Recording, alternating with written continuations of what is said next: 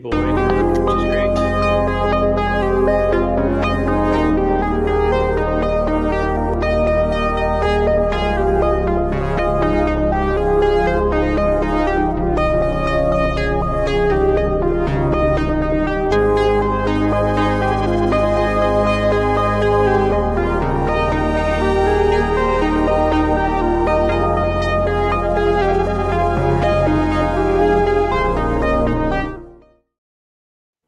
Nice. There we go. Love it. Every time. I love it. It's more ridiculous and awesome at the same time. Yeah. I love that we go into hyperspace. Yeah, and then it starts. Hell yes. Let us know where you're watching from. We've had Yes. one message already here from Paul. First time catching it live. Glad to have you here, Paul, Nice. from Illinois. I've got to post the link in the server as well. Today we've got some interesting stuff to talk about because there's been like 1,000 updates from Amazon. Yeah. First time. At least It's the 3 first that I time know. And the survey. Yes, I'm Yes. curious what everyone put into the survey. Yeah. So we'll chat about that as well. I said, put my designs on the front page, please. No. Yeah, really, right? Like, So Juna, you said before we started, there's been 6 announcements so far this year. Yeah. Crazy, right? Yeah. 3 in the last 2 weeks, like you said, but or 2 or 3 weeks, but Yeah. 6 altogether. Yeah.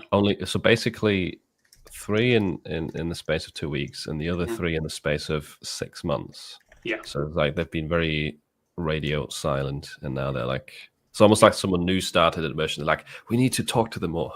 Yeah. Oh, we need to get things moving. Well, typically Amazon's kind of slow to change, right? Hey, someone from Utah. Oh, that's me. Mexico, Nigeria, we've got Pakistan, Nice. very international live Yes. stream, Sweden. Nice. Good flag. Yeah, that's you, Andreas. Yeah. That's me. UK. Okay, Nice. welcome. Oh, Philippines. someone from Utah with a rubber band ball also. No way. Come on. What? Oh, wait, that's me.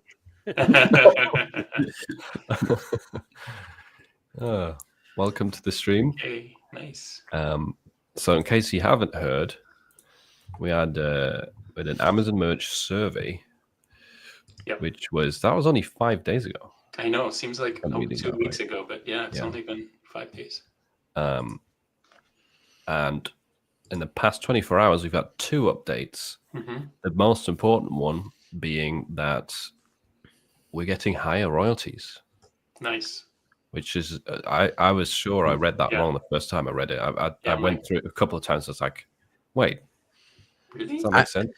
I was so happy because that's when they did the survey. That's literally what I put in there. Like, if Yeah. there's any way that our royalties shouldn't be compromised, then I'll be so happy, and then we would work really well. Or if there's a compromise between us and like Amazon, and we can like share the cost of it, that would be awesome.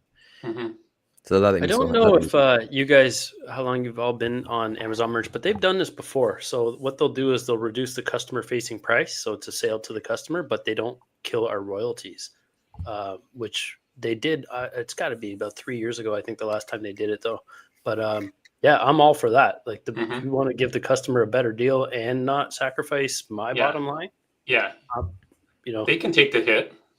Well, I'm curious if we can figure it out on this live, because have you guys checked your sales today and seen any discounted items sell? Oh, I did not check for that. I got a few sales, but Because Let's I've see. got some sales and the royalties are strange, like different than they usually are. So I checked. I basically checked it, and I can see a bit of a pattern. I'm just curious if everyone else can see it. let's see. Is this a sale? I got one today that looks a bit weird.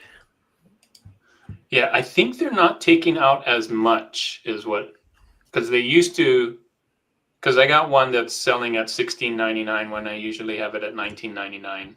And when that happened before, I got like a $2 royalty, but now I'm getting like a $3. So I think they're not taking out as much as they did. We still, I mean, not making the $4 or $5, but it's better than making $2. So. I have one that sold 11 yesterday for $40, including a return, so a little over Nice. 4.5. But today I've sold 6 for $11.34, so it's definitely discounted. Dude, 40. Are you marking your 40s? We welcome to the stage Cody. Woo! Thanks, guys. Thanks for that. Thanks for the cheer and the chants. I know I was deeply missed by you all. Appreciate you guys. Sorry I'm late. Oh, no worries. That's fine. I'm sure you've been busy. We're just talking about Amazon merch updates at the moment, but I'm sure we can also chat a little bit about Everbee's store, which I know is what you've been working on a lot. So that should be fun. So to get back what we were talking about, I think for me it's also mostly shirts that are $16.99, and they're giving me a $3.17 royalty.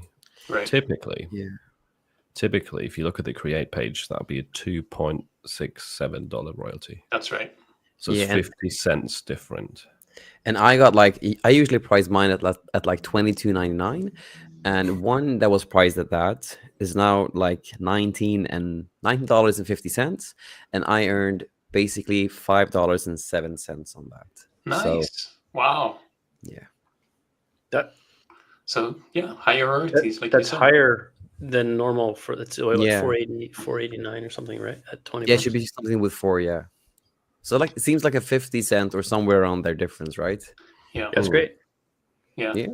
I love Unfortunately, my one listing out of the 18 unique sold today, one listing that has sold 6 times itself is not a higher royalty at all. So it's discounted from $19 to 18 or 18 to 17, and only $11.34 for 6 of them. Wow. So that for sucks. 6.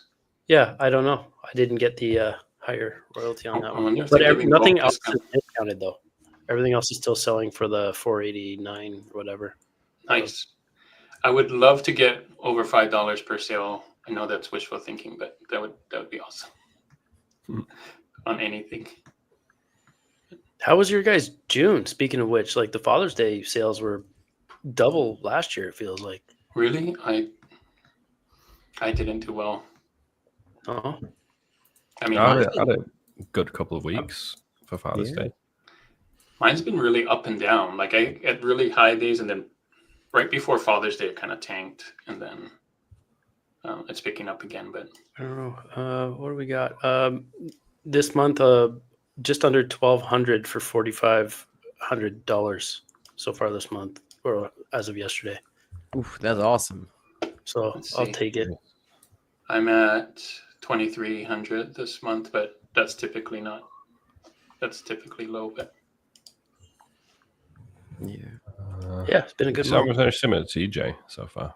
Sorry, say again. I'm very similar to you, Jay, so far.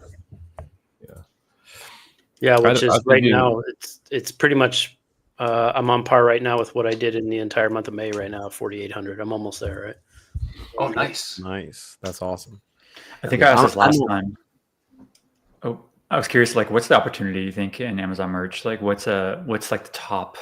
Is there like $1 million sellers on Amazon merch, or is like what's the cap? What do you guys see in your world? There's some people that run ads. Yeah. Go ahead. There's a couple of Facebook groups that I'm in that are merch related. I think most of us are probably in them that are on merch anyway.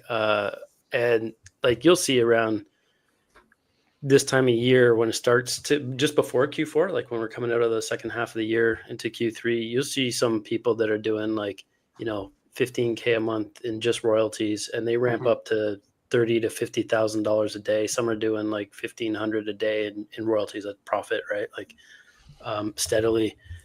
Myself, I had 2 Decembers in a row of almost 19,000 in just royalties. But there's other sellers with a lot more designs. And I have a small catalog, like 1,500, 1,600 by merch standards. It's tiny. But there's sellers out there that are doing 30K a month in profit all year, and then they double and triple that in Q4. I've seen some pretty crazy numbers. And I think it's just, if you've got an account, respect it, treat it with the love and attention it deserves in terms of not, getting yourself booted or anything stupid. Because it is a gold mine. It is Amazon at the end of the day. And it's the closest thing to, realistically speaking, it's the closest thing to passive income I've ever kind of had a hand at looking at. Because we don't do anything other than, you list it and then that's kind of it, right? That's one day, somebody's 1 day total. That's insanity. My God. Yeah, June 11th. Amazing. That's a Father's Day peak over there, it looks like. Whose is that? Yep. This was just shared in my server. Yeah. It was from the Merch Momentum Discord group. Yeah, that's his royalties 1 day. Like, it's ridiculous, right? So if you can get in, amazing. But the caveat is that, there's no rhyme or reason. At least I feel like there is somewhat of a rhyme and reason, but they don't come out and tell us. So anyone that says, that they know how to get in is kind of lying. Really. They don't tell us, unfortunately. And it's very, feels exclusive now more so than it ever did. Yeah. Do you guys remember when the first time that you saw numbers like that? Like, it was before. I remember specifically. Before I was in real estate investment business, and that was like my first entrepreneurial thing. And then I remember talking to my friend who was an Amazon FBA seller, and I'm just like, dude, what's the opportunity? I just wanted to understand the opportunity. What was possible? The same question I just asked you guys. And he literally just shared his screen, like just like a share screen. And his Amazon account said like $20,000, and it was today's sales and revenue, of course. And I remember just being like, "What? that is possible." And as soon as I understood that, I started to open my mind up to the potential and the opportunity of just e-commerce in general, which had a huge impact. So I think it's cool to like show screenshots like that, Phil, and you guys' server, and it's helpful. Yeah, like. In merch land, we talk about royalties because that's the big numbers that everyone talks about. But like, if you look at my 4,500 right now in royalties for merch, my revenue is 22.2K, right, for the month. And we're only halfway through June. Like, it's kind of hard to beat from, especially when you have that passivity, right? Like, we're not hustling hard on merch, or at least I'm not. It's a pretty special place to be. It's kind of nuts too, because I feel like the opportunity is just limitless anywhere now. I mean, like we mentioned you and Everbee Shop. It's just like, if you can, prove that you have sellers on Etsy and then bring them in for your own standalone now with like literally like 4 clicks, right? And then, you're kind of bringing in everything. And I'm trying to explain to people that, well, what about the variation? Nope, it does it. What about this and that? All the headaches that we had. You have to download your CSV and upload. No, it pulls your listings in, it pulls the reviews in, it pulls everything in. My only advice on that end before, flipping over was just, curate your catalog and make sure that you got a really good portfolio. And then I think you're going to be, it's almost idiot proof, right? Which I guess was the whole goal. But like, if you can't get into Amazon merch, and we see a lot of people spinning their wheels complaining like, well, I can't get in. Well, there's like 1,000,001 other means to make money with the designs that you can still use on merch if and when you get, accepted, right? I don't know. Yeah, it's a special time to be alive. It's kind of nuts. Like, you talk about the first time you see dollars like that. This is an Amazon merch story, but for me, it was the first time we ran an Etsy challenge. It was a 30-day Etsy challenge, myself and 3 others. This is going back like 6 years now, just before COVID. And we hit 6K at pre-launch, right? Or six figures, sorry, just over $100,000, and, split 4 ways. And I didn't even fathom that was realistic money that you could make from, helping people to learn how to make money at the same time, right? It was just like, it blew my mind, and it all became, offshoots of print on demand. I've been doing it for 12 or 13 years now. And it's like, it's not just print on demand anymore. It's like being able to push this out and let everybody remove all the barriers so everybody can access this stuff, because everybody deserves a shot to make real money. Everybody deserves a shot to be outside of their corporate crappiness. You know what I mean? Anyway, I could go on for days on this. I don't want to hijack the whole show. It's Carla proof. Carla proof. She'll tell you she's got scrambled egg brain over there. So for anyone, I mean, I think probably a lot of people watching maybe don't know what Everbee Store is. Like, how would you describe it, Cody? Because it's very new. People don't really know. You're still muted, by the way. I guess maybe I'll share screen. Can I share screen? Yeah. Yeah. Just to make it simple for anyone that doesn't. I love the backdrop still. If anyone is not familiar with Everbee Store yet, the idea is that you'll create your store in minutes. The problem that we were seeing was that we have almost 1 million sellers, right, that use Everbee, and they were selling on Etsy and Amazon and things like this. But eventually they get to the point where it's like, oh, I want to own my own platform. I want to own my own sales process. I want to own my own customer. I want to be able to communicate to my customer. I want to be able to like run paid ads and all this stuff. They want more control. And we were referring them over to like Shopify and to like Wix and Squarespace, majority Shopify. And then they would come back to us like weeks later and just like they gave up on their Shopify account. And it mostly was just due to like simple things that just, they were promised to be simple, but it was actually really challenging. For example, moving over their Etsy listings, if they have 1,000 listings, it's almost impossible without a freelancer. Setting up your themes and like setting up everything, you need like a Shopify developer. It's really common nowadays. And we just wanted to solve all of this stuff. So Everbee Store is the fastest and the smartest way for creators, people like us, everyone listening to this, to sell online. And it's completely AI powered literally from the base level. The idea is that your store is ready in minutes and it's built for us. Simplicity is the name of the game. And it's for print on demand sellers, specifically heavy integration with Printify. For handmade sellers, we have a shipping integration. Like you can literally sell handmade soap from your kitchen kind of thing. Digital product sellers who SVGs, templates, Canva templates, things like this, PNGs.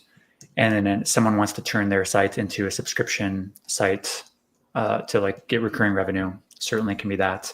And then of course, for content creators and influencers trying to build their merch brand and sell a mixture of all these things.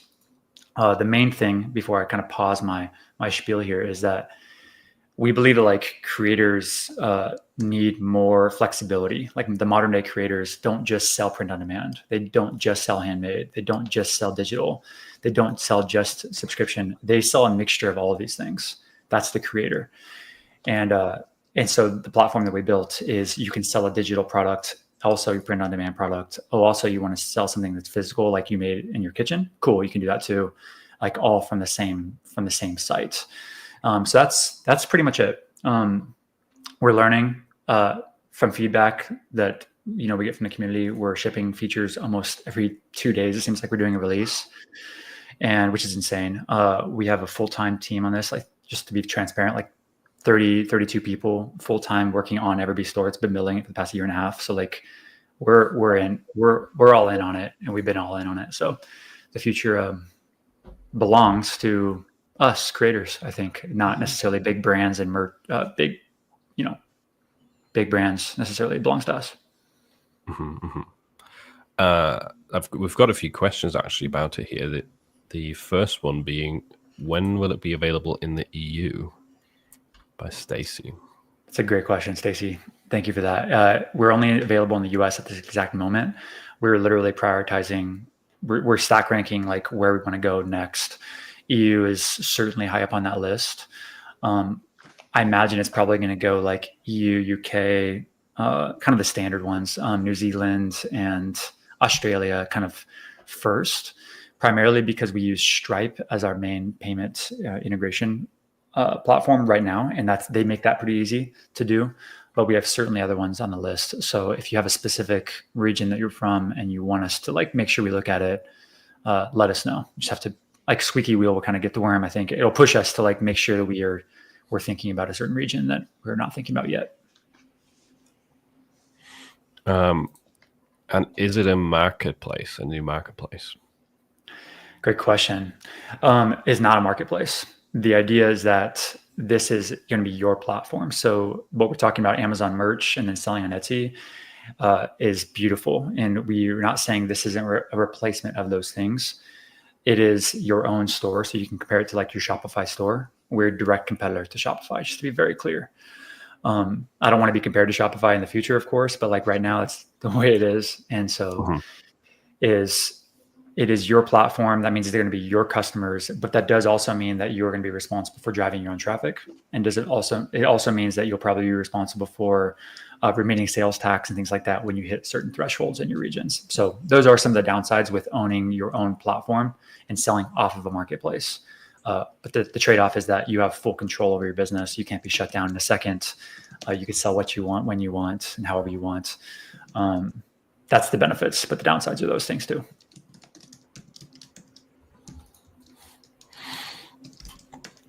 I'm curious as well, because you can import your Etsy shop into, or just get all of your listings imported into your own website with every store. Do you have plans of doing that with something like Amazon merch? Because I think that'd be huge if like more people are able to transfer their products over more quickly. We talked about it, and I know it came from you guys first. I'm curious, like how strong that need or want is. I know Phil, like you mentioned it. I know Jay, you mentioned it. We haven't got a lot of those messages from the community yet, from a lot of our users. So I feel like if there was like maybe we should set up like a voting system to where it's like, do a lot of people want this? Then we can actually go and do that thing.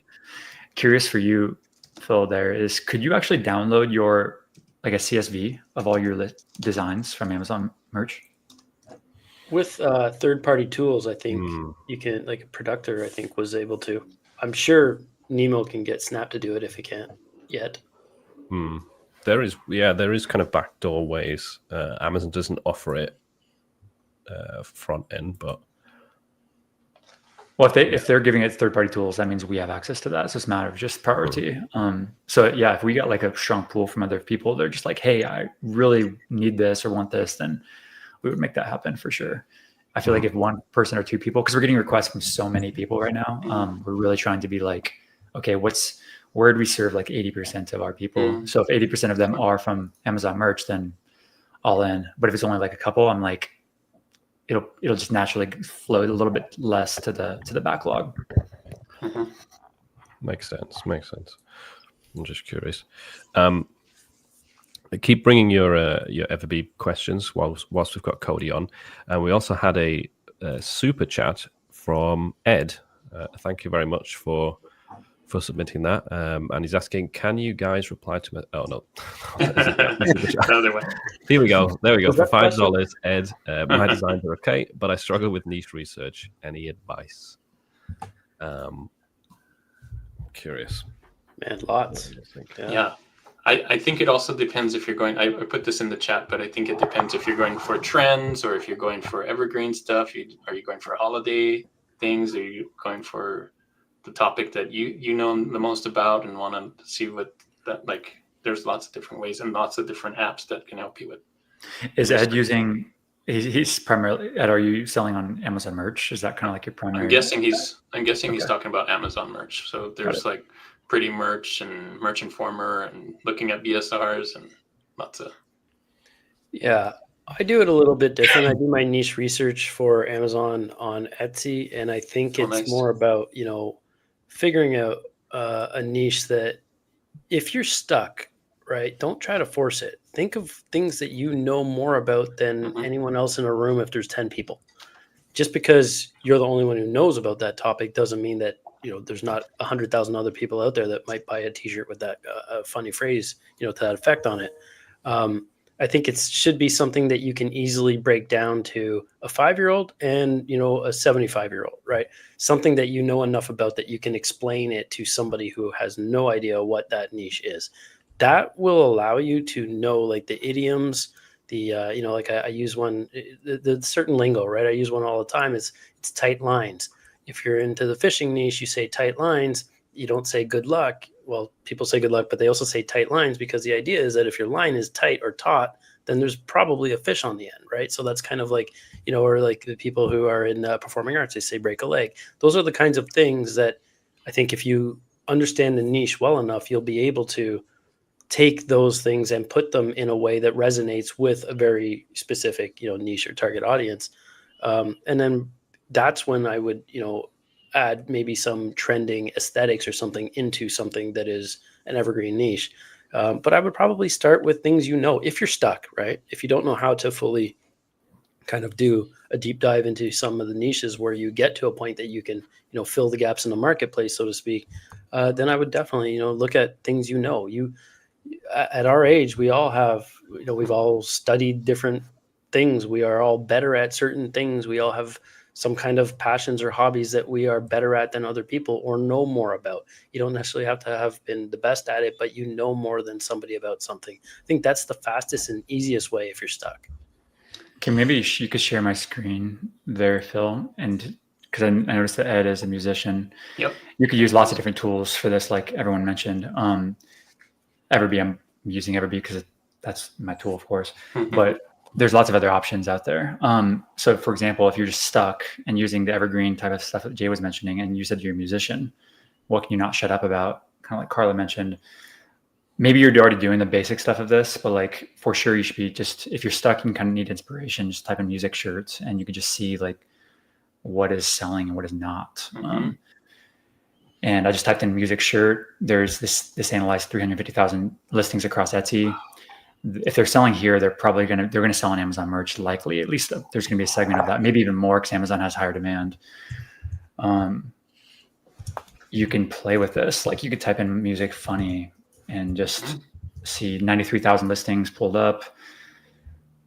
And we're seeing stuff, right? And so you're seeing the monthly revenue over here, the total sales, the monthly sales. Like these things are crushing. The 160 monthly sales, 78 just for one listing.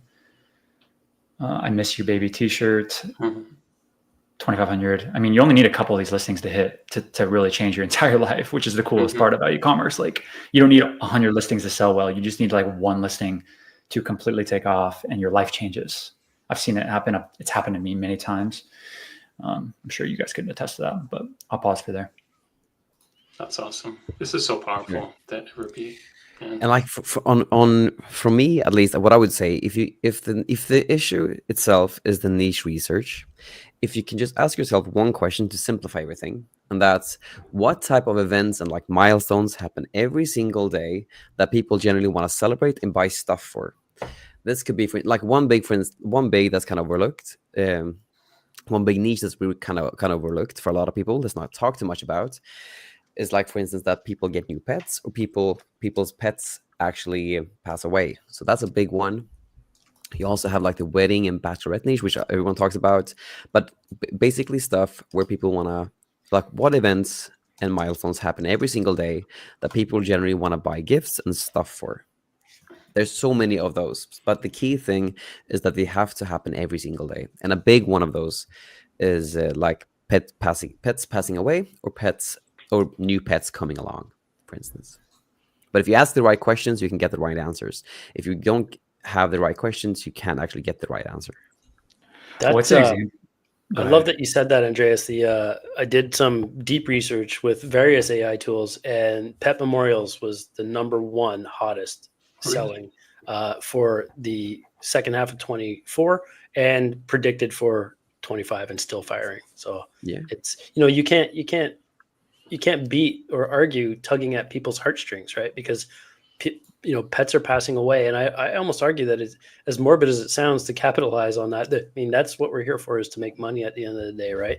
But also to provide something that can console somebody in a way that, we've lost pets before, and somebody bought us a candle with a picture of my dog on it. I mean, my God, like, we almost broke down again. You know what I mean? It was the perfect gift. It was a sunset on a lavender candle. It was beautiful, but that's the kind of thing, like, and then money goes out the window. So you can, you're buying, to Andreas's point, that something for somebody that is yes, it happens all the time, but it's also doesn't lose its significance emotionally, right? So people will not care as much about how much they're paying or spending on that when they know it's that perfect gift for that somebody. I have a question. Yeah. For you guys, Andreas and Jay, for relating it back to Ed, that he likes music, and if you mix his music and his interest, passion with the milestone type of stuff. Like, what is something that if we can like actually do this real time and kind of help him? Like, I threw in probably his POD too, right? He's POD for sure. He's here, so he probably shirts. So can you like type in music? Music birthday. I'm thinking more like, is music very well, but I'm thinking like one thing that's coming up very soon. That's really like if you put stuff up now, you will get sales if the designs match the expectations, and that's music teachers. That will be one big thing for back to school that's coming up in August, because in July that's where the peak is, like mid to end of July to the very beginning of August. So music teacher stuff would be really good, because again, people want to buy. This is also applicable to teacher appreciation month, but for back to school, if someone has a great teacher, I was with my girlfriend's cousin's small children into their small graduation, and they picked some flowers for the teacher that they really loved, because they wanted to gift something, because that teacher was special and someone that really meant something to them. And it's the same thing for if they're older and they can buy stuff for the teachers. So giving a gift to someone that they really appreciate, I think that can be really good. So again, one thing that really can stand out at the moment that can be really applicable to right now, where we are now, in the mid to end of July, mid to end of June, where we are right now, is music teacher stuff. Yeah, I think that mashup kind of thing really works too. Like, you take music and you add it to teachers, or take music and mash it up with cats or raccoons or holidays or things like that. That can be really powerful, especially things coming up or things that people already like. Like, look at that, the cat playing a guitar. Those kinds of things are huge on Amazon right now. It's so crazy. Yeah, you could literally say like music dog shirts. Okay, a little less than cat, but music pet. Music pet, yeah.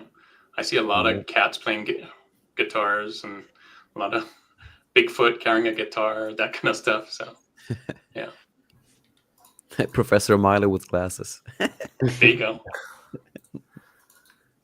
That's awesome. Yeah. And I think what's important as well is not just to copy the stuff that you see selling well, but use it as inspiration to try and come up with unique ideas, because you're always starting the race from like a mile behind if you're just doing what everyone else is doing. Exactly. So yes, these tools help you find what's selling, but think about why is it selling and how can I touch the same heartstrings. Yeah. So look at the guitar niche on Amazon.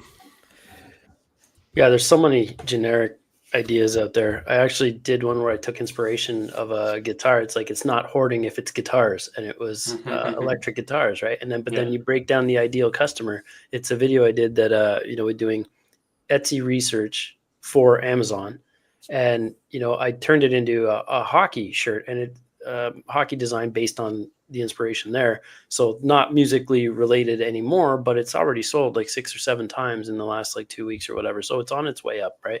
But it's filling the gaps in the marketplace. It didn't exist on Etsy. It didn't exist on Amazon. I'm not chasing BSRs because there are no BSRs, because it didn't exist. But, it's not hoarding if it's guitars, looking at the ideal customer. So who is buying that, right? Or who's the end recipient? It's somebody who at least makes probably, I would argue 40 plus, give or take, or they're at least making X amount of dollars to be able to afford to have multiple electric guitars, because they're not cheap, right? So there's other things, and it's like, it was a white on black design, so it looked more like the rocker style based on the guitars that were on the shirt, but also that it was a black shirt with just a monochromatic design. So now it's somebody who is probably older, has significant income, but also likes to wear that to, the hard rock or heavy metal shows.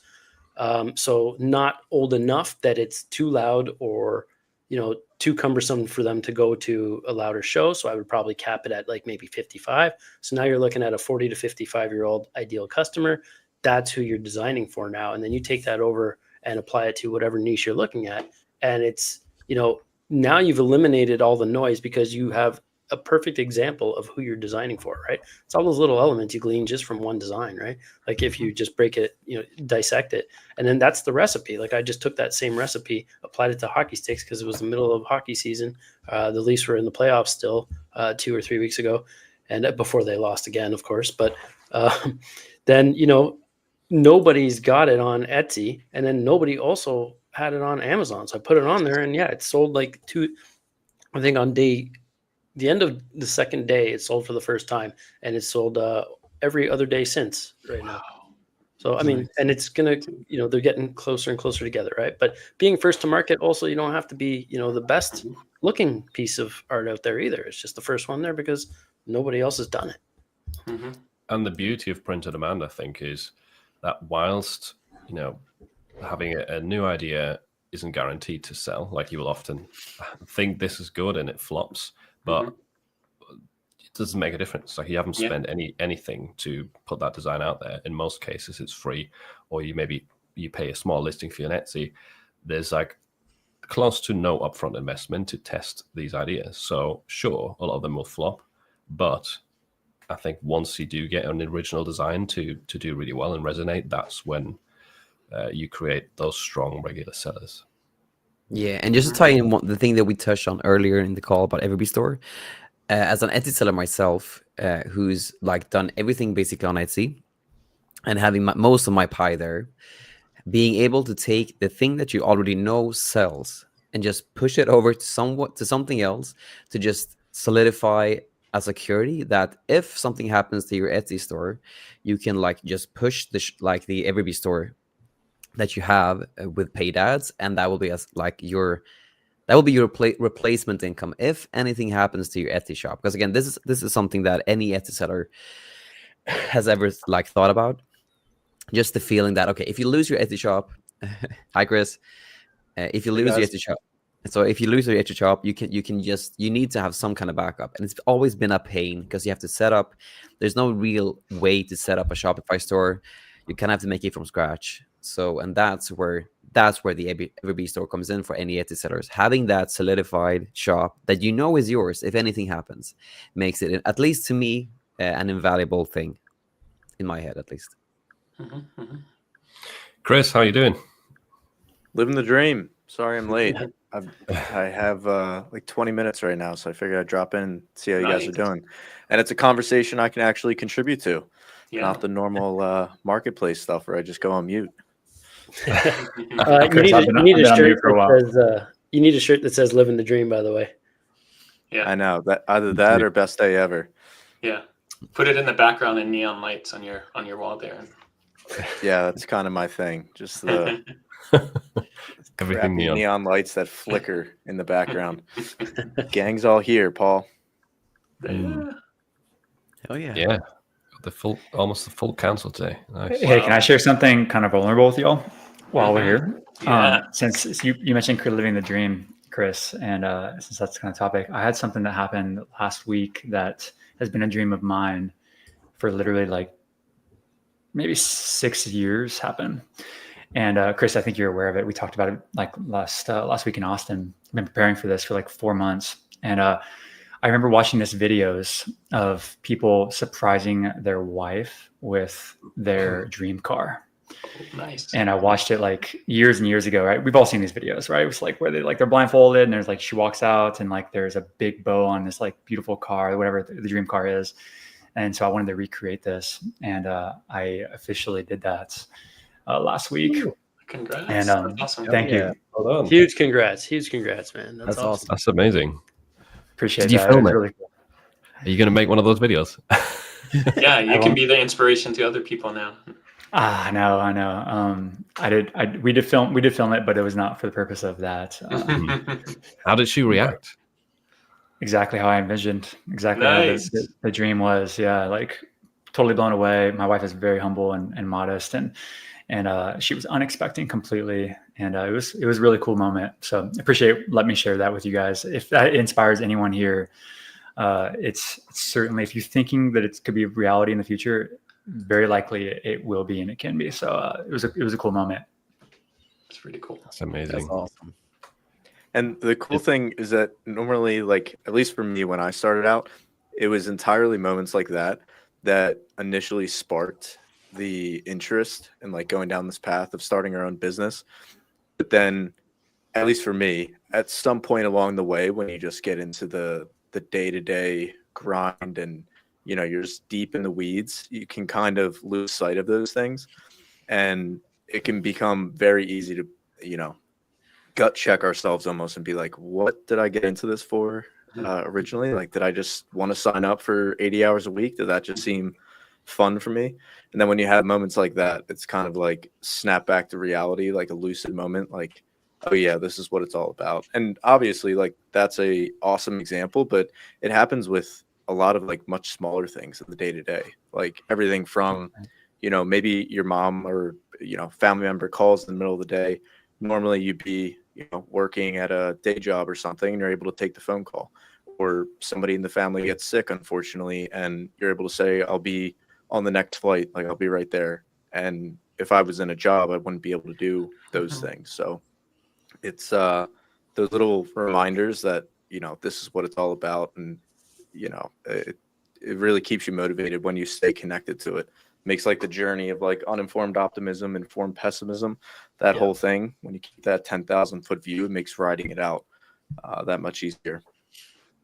Just the idea of being able to help when my dad, just before he passed, he got really sick, but being able to, I'm not sacrificing my income. I'm not, my time isn't attached to the money. I can go help mom with whatever she needs to do, or just kind of sit there with dad while she can go do whatever she needs to do, or just take that mental break, right? When you're kind of taking care of somebody, just to be able to do that and know that I don't have to worry about, paying the electricity bill or something like that, right? Those are the incremental things for me back when. But then those things grow, right? And there's nothing more that I want now is to be able to kind of provide that for other people. Man, Cody, if you're looking for like a nephew or a cousin that you want to buy a vehicle for, I can be part of it. I'm not there. I'm not buying cars for anybody yet, but maybe one day. Yeah. Have you guys seen those videos of like where they buy their really good friend like a brand new house and stuff? Like, if you guys ever want to recreate one of those, I'm in the market.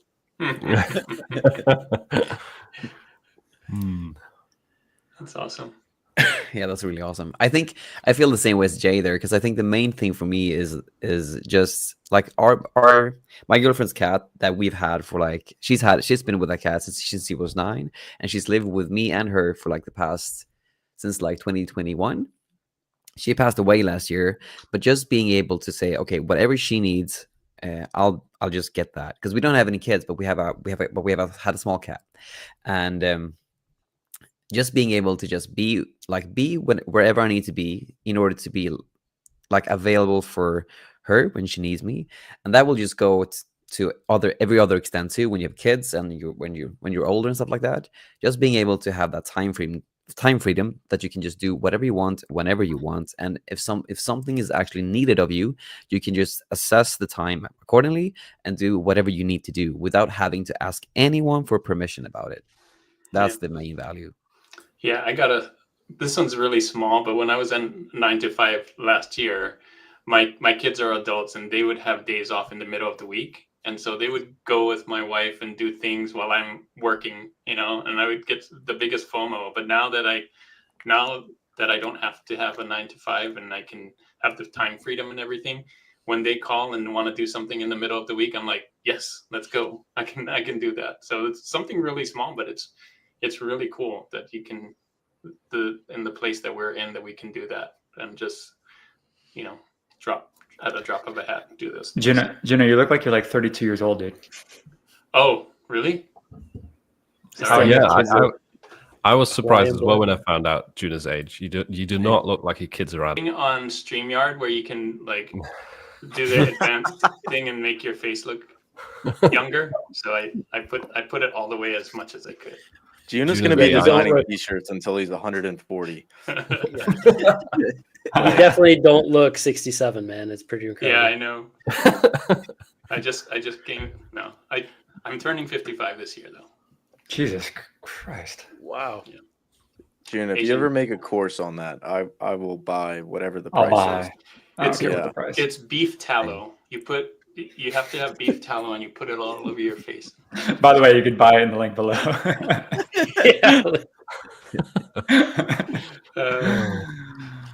No. Gosh.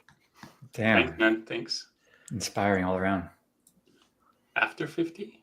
I'm what do you? Oh, I mean 50 more years? Yeah, you saw it the same in 50 years. Yeah, maybe. We'll see. We'll be here. Yeah. We'll still be doing this. Now we understand why June is playing the long game. He's got his beat. He's got 100 years longer than the rest of us. Yeah. I'd be playing the long game too. My mom looks really young too. I think it's because we're Filipino. That's yeah. It's a hack, huh? It's a hack. Yeah. How to become Filipino? Can we switch? How do you become Filipino? Is there Lumpia. Lumpia is my favorite. Eat lots of lumpia. There you go. It does help. As an android. I'm converted. I'm already AI. Yeah. All of his content's been AI generated for the past 3 years. Jenna, you need to stop teaching about POD and just teach about this. Like teach about life hacking. Yeah. Or biohacking. I'm actually curious, since we've got Chris on here as well now, who's a big Shopify guy, what he thinks. What do you think of Cody's new Everbee store? Are you going to be switching? I think it's about damn time switch? that print on demand sellers have more than just a tool that, like Shopify, I've been on it for years and like, it's great for a lot of things. But the way that I'd put it is, speaking of Android, Shopify is kind of like an Android as Everbee store is to an iPhone. It's like Android, you have all this customization. It can be super powerful, but why is the iPhone so much more popular? It's because it has exactly what you need and nothing more. And there's so much value in that. And as I look at, where print on demand is going for my, estimates, 5 months down the road or 5 years down the road, I think the future is going to belong to people that are able to build real brands. And there's such a learning curve with Shopify that, we have took a 31-hour course to explain, how to just click all the buttons in the setup, and the fact that you're able to, with Everbee store, like if you're an existing Etsy seller, to go from all of your products being live on your Etsy shop and like all the same skills and the effort that you put into it, that in theory can translate over to a Shopify brand. But the theory versus the logistics of it, there's so much to be said there. And them lowering that learning curve down to the point that, it's eventually just a click of a button, you're up and selling. And then, you have just the exciting roadmap ahead of you of what it can feel like building your own brand. I think that's something like really powerful. And it's exciting that it's putting the capabilities of building a brand in the hands of everybody. And like, really cool thing is that right now it feels like a giant shift to jump from like any standalone marketplace to a Shopify brand. It's a like pretty big jump. And Everbee store, at least from talking with Cody and what they've already made, is in an effort to lower that barrier. So it can be, just a happy extension of your existing brand and not like a complete overhaul, relearn everything that you've already done in the business up until now. It can just be a really good progression. And it's basically making it, a no-brainer to have your own brand. The reason, the brainer part right now to not have your own brand is, the amount of time that it takes to create it. And with that being removed, and just, Shopify is built for everything from, Kylie Cosmetics to Gymshark to enterprise level companies. That is great, but it's not a tool that's built just for, the mom and pop shops that are trying to get their existing catalog up and launched. And that when you have a tool that's meant just that ignores 90% of the potential market to over deliver for the 10% that they really care about and that they want to provide value for, I think just really awesome things can happen. And it's also just the beginning. Mm-hmm. Yeah, what I really love about what both of you guys are doing is that the customer because you are the customer, and you talk to customers, and it's built for that. Like when you talk about Everbee store and you talk about Mystic, like exactly who you're serving, and you made a great point. So I think that's super powerful.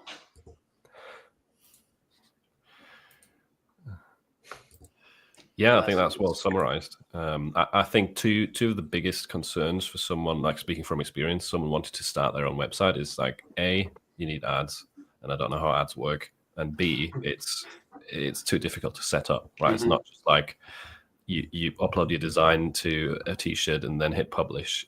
You actually need to spend time setting up the website. And having done it with Shopify, it's not easy. There is a reason why Chris has a 30-hour course about it. So anything that makes at least that part of the equation easier is fantastic.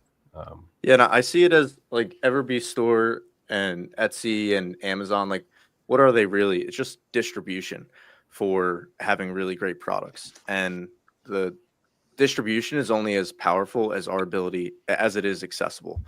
And so in the future, like 6-12 months down the road, I really see a reality in which creators are able to become more marketplace agnostic, and they're able to just focus on the most important thing, which is creating designs that really resonates with their audience. And as things like Everbee Store become more and more popular and more powerful, it's going to be less of a discussion around like, should we go here or there? Because there won't be that context switching cost, the learning curve, all of those things. That playing field is going to become leveled, and it's going to be, you know, one click of a button, it gets published to Etsy, Amazon, like every place that you would possibly want to be selling.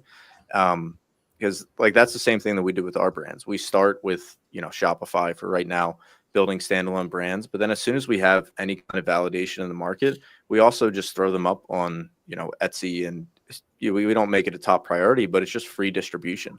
And that equation doesn't really work going the other way because it's got the learning curve associated with Shopify. Makes sense. Yeah, well said. I didn't know you could share private comments. That's awesome. I copy pasted. I realized I put it in the wrong part.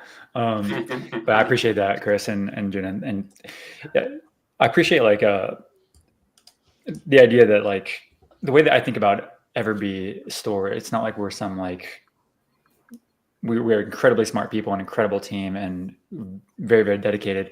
But it's interesting that we just would like, Chris, me and you are going to sit down right soon and literally just make a checklist of things that you need in order to make your customers and your people in your community, like their lives easier. And that's how you build great things. And I think that we just like, if you listen to your customers, and this applies to everyone here on this, you know, on this live stream, if you just pay attention to your customers and just get as close as possible with them, just solve their problems, because 99% of the competition is not doing that. And then you can kind of come up with super innovative things that just work for the market. And you look like a genius, but it's really not a genius thing. It's purely just caring the most about your customers. So anyway, I just wanted to share that out loud because I think it's made a big difference for us. Yeah, definitely. And I just think that really goes hand into like design, just putting designs up that you want to design yourself versus just seeing what's out there, combining different best-selling elements into something new and adding stuff in new ways that people actually want. It's the same thing, if that makes sense. Yep. People pay for solving their pains or their problems because that's, you know, they want to take care of it. Either it's a time pain or problem or something else. But yeah, and that piece of advice, it's like one of the ones that I heard the most starting out, and I was always like, okay, yeah, got to solve a problem. Like, I'm selling t-shirts. What are people cold? What's the problem? Is that the problem Yeah, that I'm solving? that's the problem.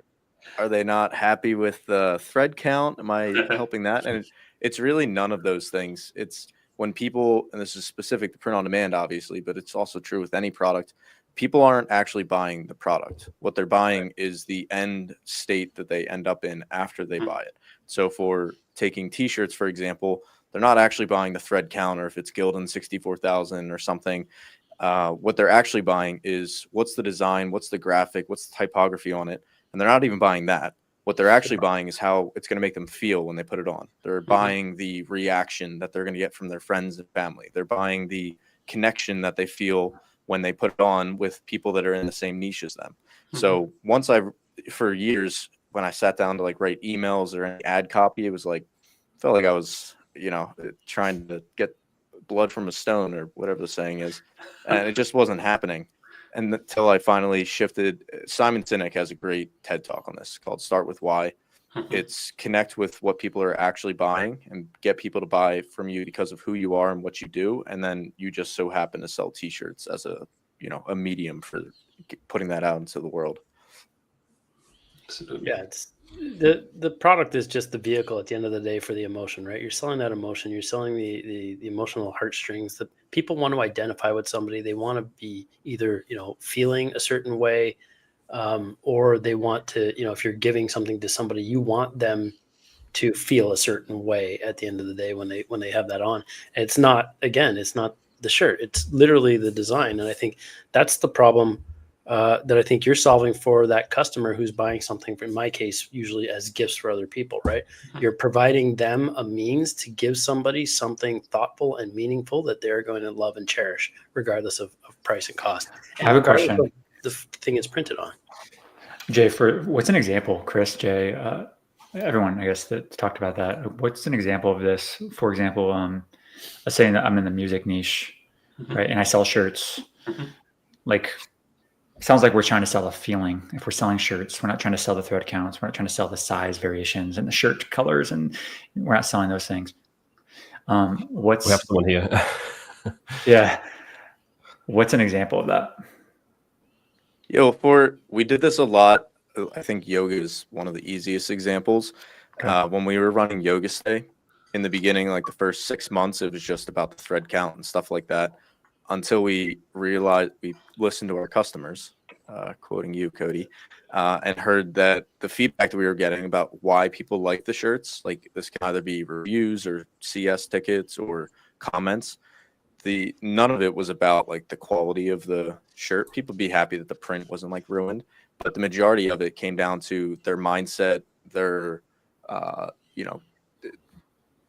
the emotional connection they had with it. And so what we started doing is instead of our emails being new high thread count shirts, it was, here's your daily reminder to just breathe. Here's inspiration or reminder that you matter too. Here's one of our top selling sayings was, be stronger than the storm.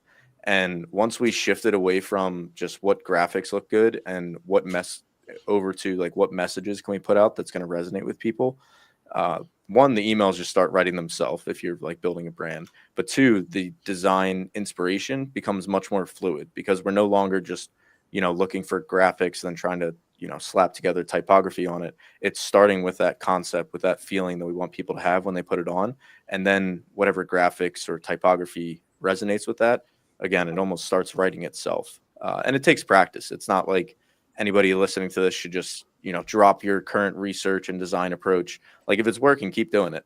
This is just, it took me years to grow into this. But even now, when I launch a new brand, I start with just as many designs as possible, put it out there to the market, see what resonates with people, but just keep an eye on, the horizon of where it can grow into, but don't try to dictate that to people. Try to let them tell you, and that takes time.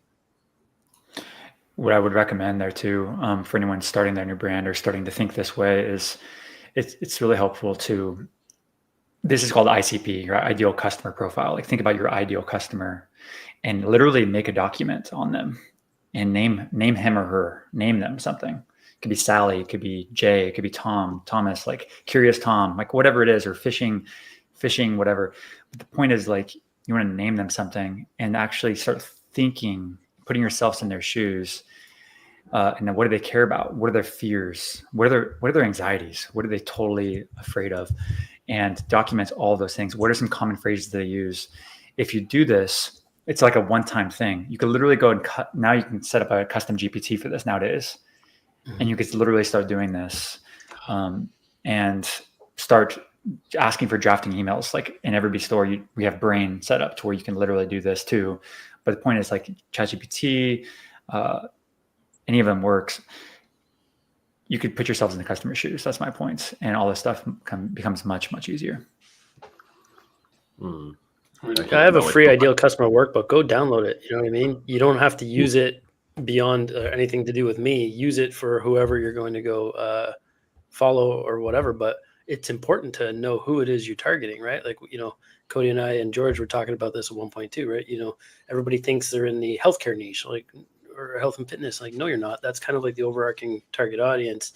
Then you've got like the niche, which is, maybe somebody doing the yoga, for example. But then you've got very unique ideal customers, right? You've got that Instagram some photo pic of the 20-something who's posting on top of like some peaks at the Grand Canyon or something. Then you've got like the 45-year-old who's trying to maybe rehabilitate or maybe, increase some kind of longevity. And then you've got like a 75-year-old who's partially doing it for a social element, right? Those are all three very unique ideal customers, all within the same niche. So identifying that, to Cody's point, like I even in that booklet, it's like, name the person, give them a hair color. So you have that person literally visualizing that every time you're creating a design for that person, right? And yes, you're going to have, it might seem rigorous, but again, use ChatGPT, create your own.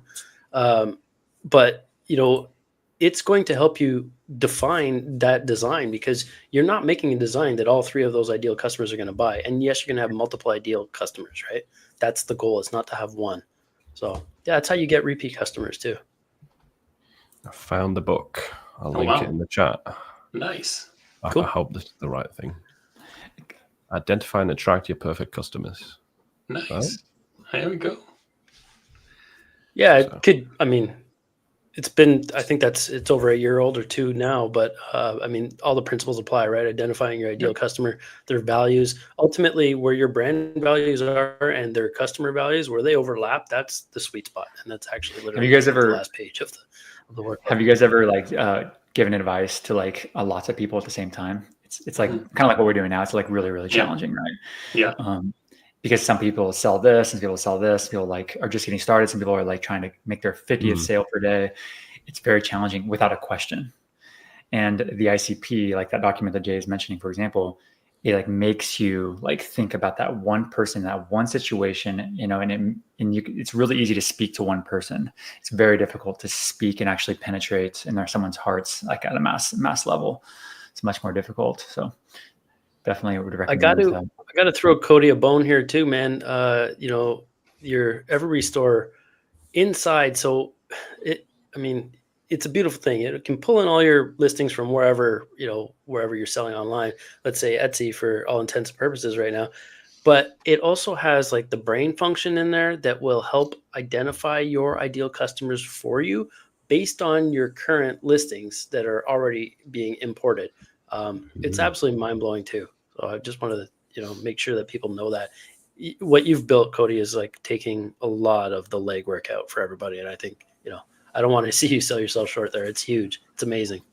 Thank you, man. I appreciate that. It's cool thing about it is like we're not even close to where the vision is. So it's like we're like barely even scratching the surface when it comes to like using AI and stuff. There's going to be really cool. I see like there's a future where there's like multi $50 to $100 million ARR, 100 million revenue companies built by like one person with AI. Like especially with print on demand and so many things. And by the way, like very little inventory. Like this is the future that's really possible nowadays. So really, really cool. And it's just going to get easier. Like think about AI, think of it as not only it understands your customers, but also understands your sales and your revenue, and also understands your email open rates and also your click-through rates. Oh, it also understands like who your demographics are of your customers. So that way it sends like, it understands the holidays coming up. Oh, Halloween's coming up. Oh, perfect. Trigger this. Oh, perfect. Mother's Day's coming up. Oh, perfect. Here's your catalog, which AI already knows, by the way. And last Mother's Day, these 4 listings hit the hardest. So like we're going to just implement already into the automation flow. And so like with Everbee email, with AI, with Everbee store, like this stuff is really going to come together in the next, for the future. It's going to be really, really cool for creators, I think. That's so cool. Yeah. And the more data you feed AI, the smarter it gets. So like as time goes, it just keeps getting better and better. So that's awesome. Except with ChatGPT, the longer my chats keep going, the worse they get. In theory, that's the theory. It's supposed to get better. Usually starting a new chat helps, if anyone knows that issue. Stephanie, there's no link in the chat. The reason is because we're streaming on multiple channels. So if I post a link, it just goes to my channel, I think. I don't know how to post it across all of them. Dang it. But it's if you type in Jay's Way Works free ebook, it should come up on Google. Very cool. Oh, we also had some questions earlier we hadn't covered yet. This one's an interesting one. Which AI is the best for generating designs right now? I feel like ChatGPT has huge potential if there is a bulk generation option. Ideogram has a bulk generation option. So, Mystic is getting better. Oh, go ahead. Technically, you can also generate in bulk with ChatGPT. We can. I haven't. In Dream AI, you can. Oh, okay. My designs, but it's not. Oh, it's not that's right. It's not cheap. It's a lot faster though. Yeah.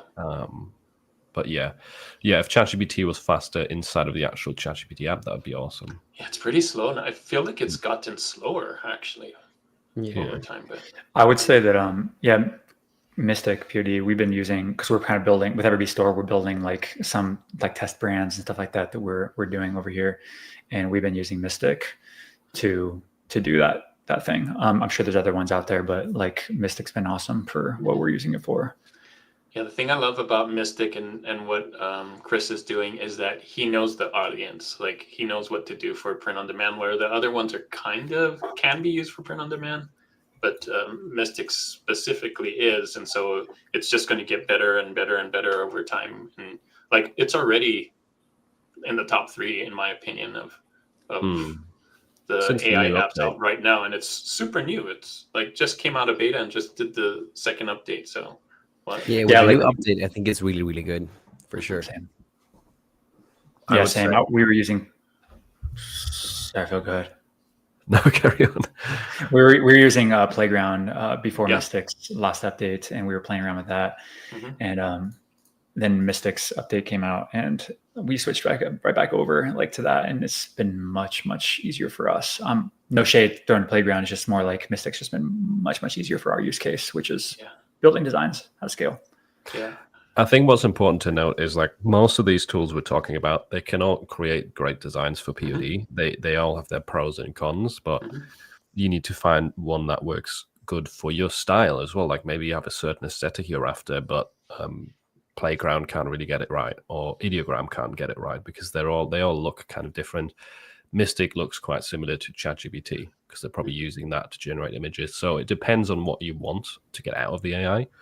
But in terms of what I think some of the best ones are right now, Mystic since the update, ChatGPT is what I use a lot right now.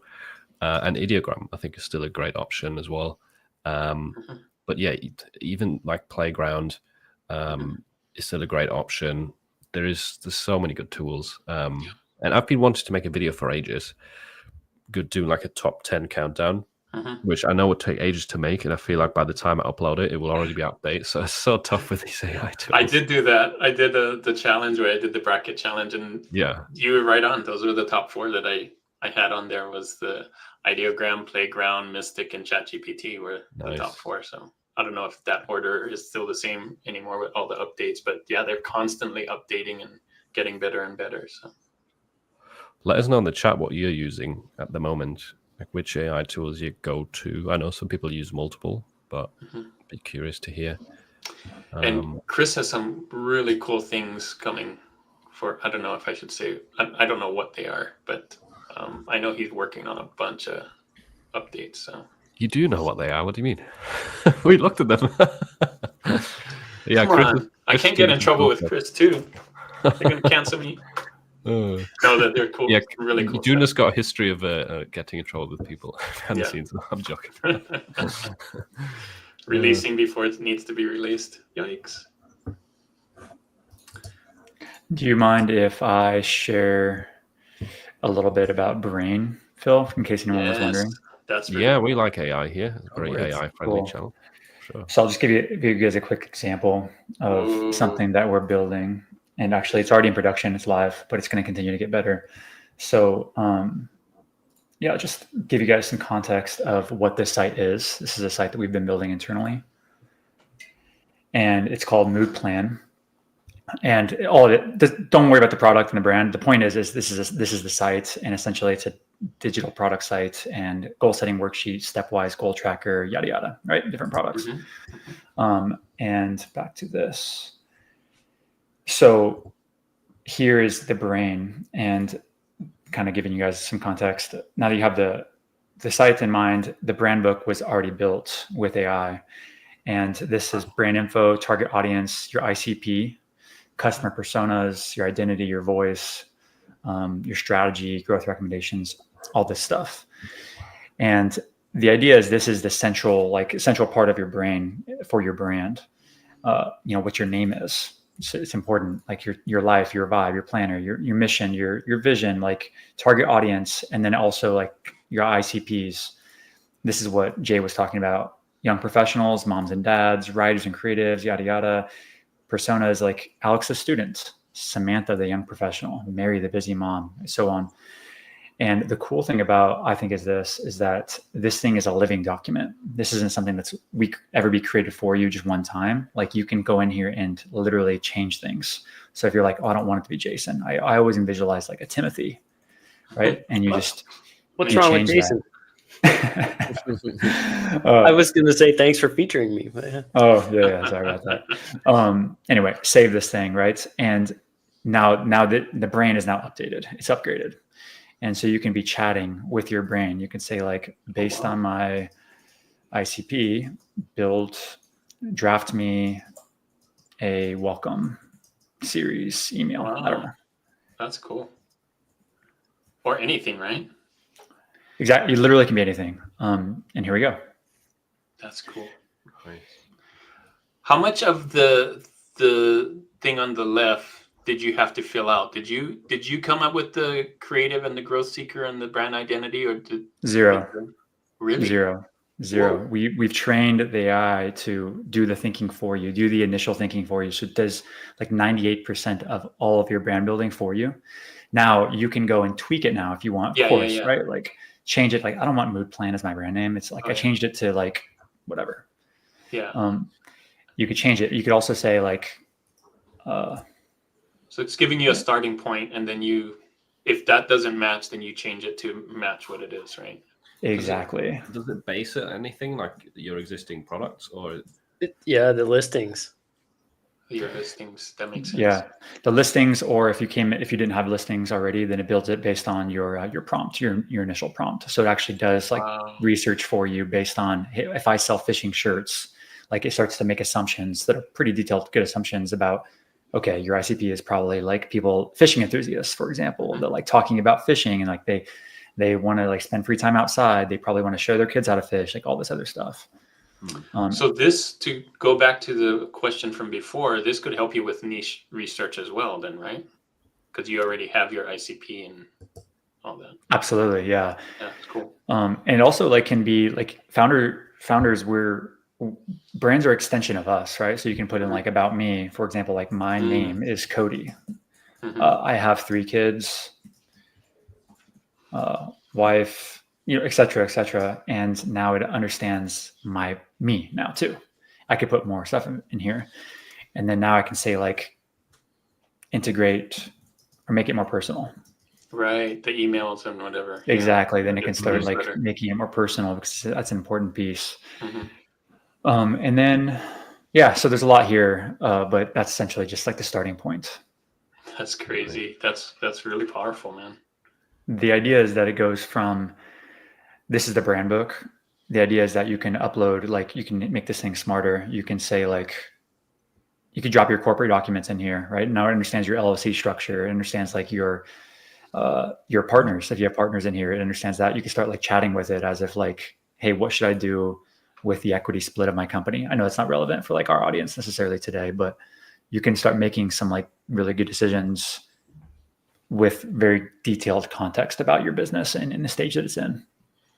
Could you use it as let's say you found t-shirts, let's say you went to Target and love these specific t-shirts, you take pictures. Can you throw that in and say, this is kind of my brainstorm book or whatever? That's a really good idea. Let's try it. I haven't used that use case.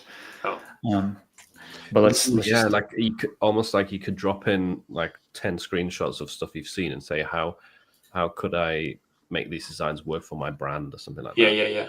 I'm trying to find like just a shirt screenshot that I have right now. I can see this being really powerful, because you can like store it. Like I have so many on my phone that it could just store it on the brain and say like, I like this and this and this. Okay, so I just found this one shirt listing. You guys Oh, can't cool. probably see it, but I just dropped this thing. It was just literally just in my files. Okay. And it looks like it's a president. I can't really read the text. Okay. But what kind of question did you want to ask, Gina? Oh, I was just being hypothetical, but like Philip was saying, maybe make Like I come like up with this some other. shirt, Yeah. but how could I make a product similar to this for my own brand? Because you often find ideas that don't really fit your niche, Yeah. right? But You like the style, but you don't. Yeah, it didn't match the niche. Did it?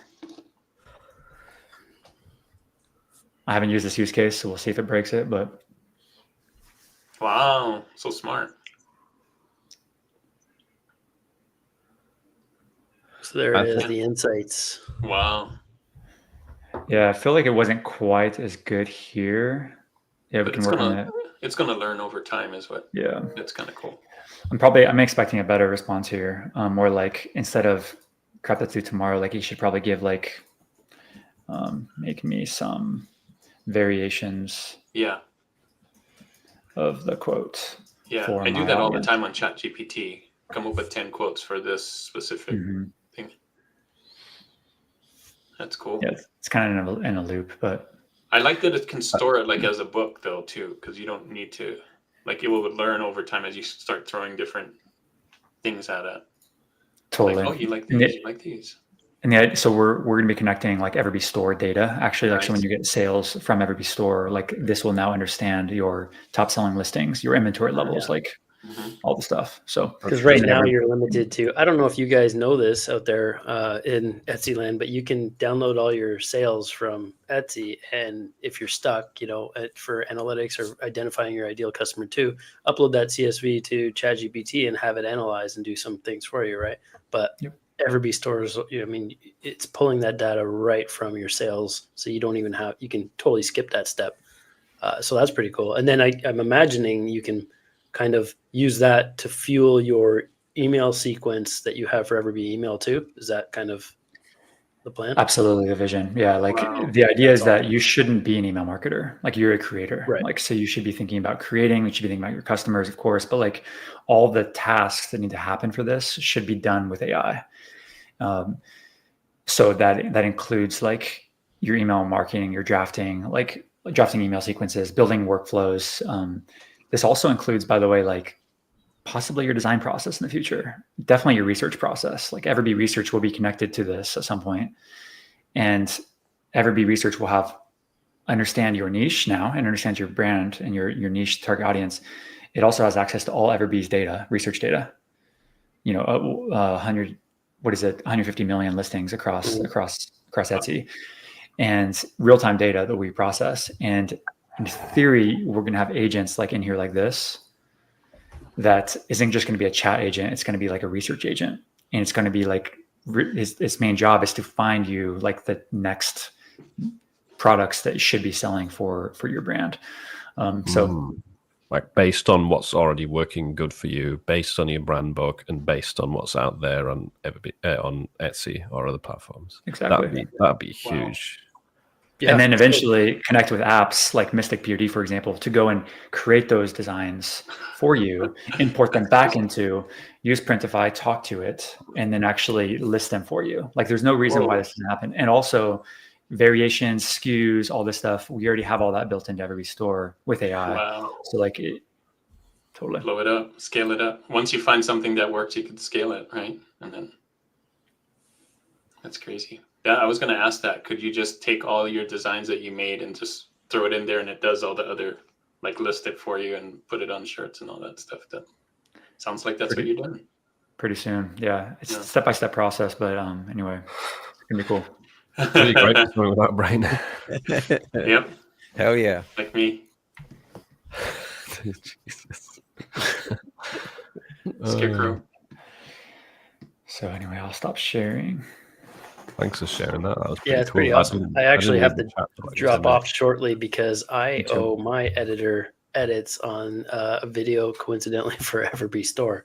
So I've got about 5 minutes, but I just wanted to say I got to drop off soon so I don't interrupt later.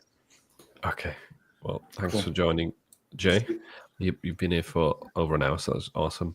I want to also talk about actually one other thing that happened on Amazon, which we haven't touched on yet, is the new girls' fit. Yeah. Have you seen that? Girls That was fit shirt. I have. I I've haven't seen seen it. that. What's that? It's a longer shirt on the girls. You go to standard when you go to standard, you'll see a little checkbox that says girl. And you'll see that it looks like a more fitted, longer shirt for girls. Doesn't come in all the colors that Amazon has for the standard shirt, but cool. I haven't gotten a sale yet, but they just released it. And What's that type of shirt? Still, It almost looks like, I don't know the rubber. brand, but I'm assuming it's a Portenco, but it almost looks like the Gildan 5000L. But could be. It's not as, it doesn't have that curve at the bottom, but it's slightly tapered, or even maybe a Gildan 2000. Do you have it, Philip? Are you going to put it up? Yeah, I'm just going to bring it up. But it's similar to that, so it's not fitted. There you go. But it's got a slight taper to it. So we've always had men, women, youth, and now we've got girls. It's very long.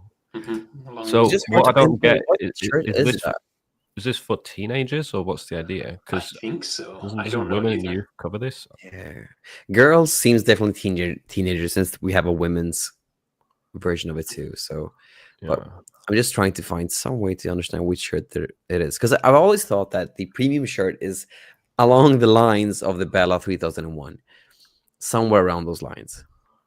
But I have no idea which one that is. Yeah, I wish they gave us more info about that. Yeah. Women. So But is if that you- basically women's fitted shirts? Sorry, girls' fitted shirts.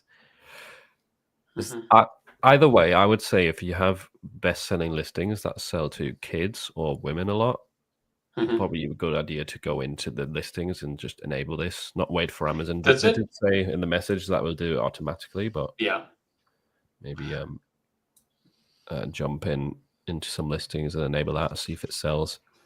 Yeah, that'd be cool. I got to do that. That's a good tip. Definitely. It's only US though, which is a bit of a shame because I sell a lot of girls stuff in other markets. But it probably, if I had to guess, it would probably be available in other countries at some point. They usually bring it out in the US first, don't they? Yeah, it's cool that we're getting a new product. I just wish it was. I guess that could be cool too. Apparel's always good. Just a new size, isn't it? Yeah. What would be? And I'm curious about the chat as well. What would be the first product you would want Amazon to add next, like an actual new product?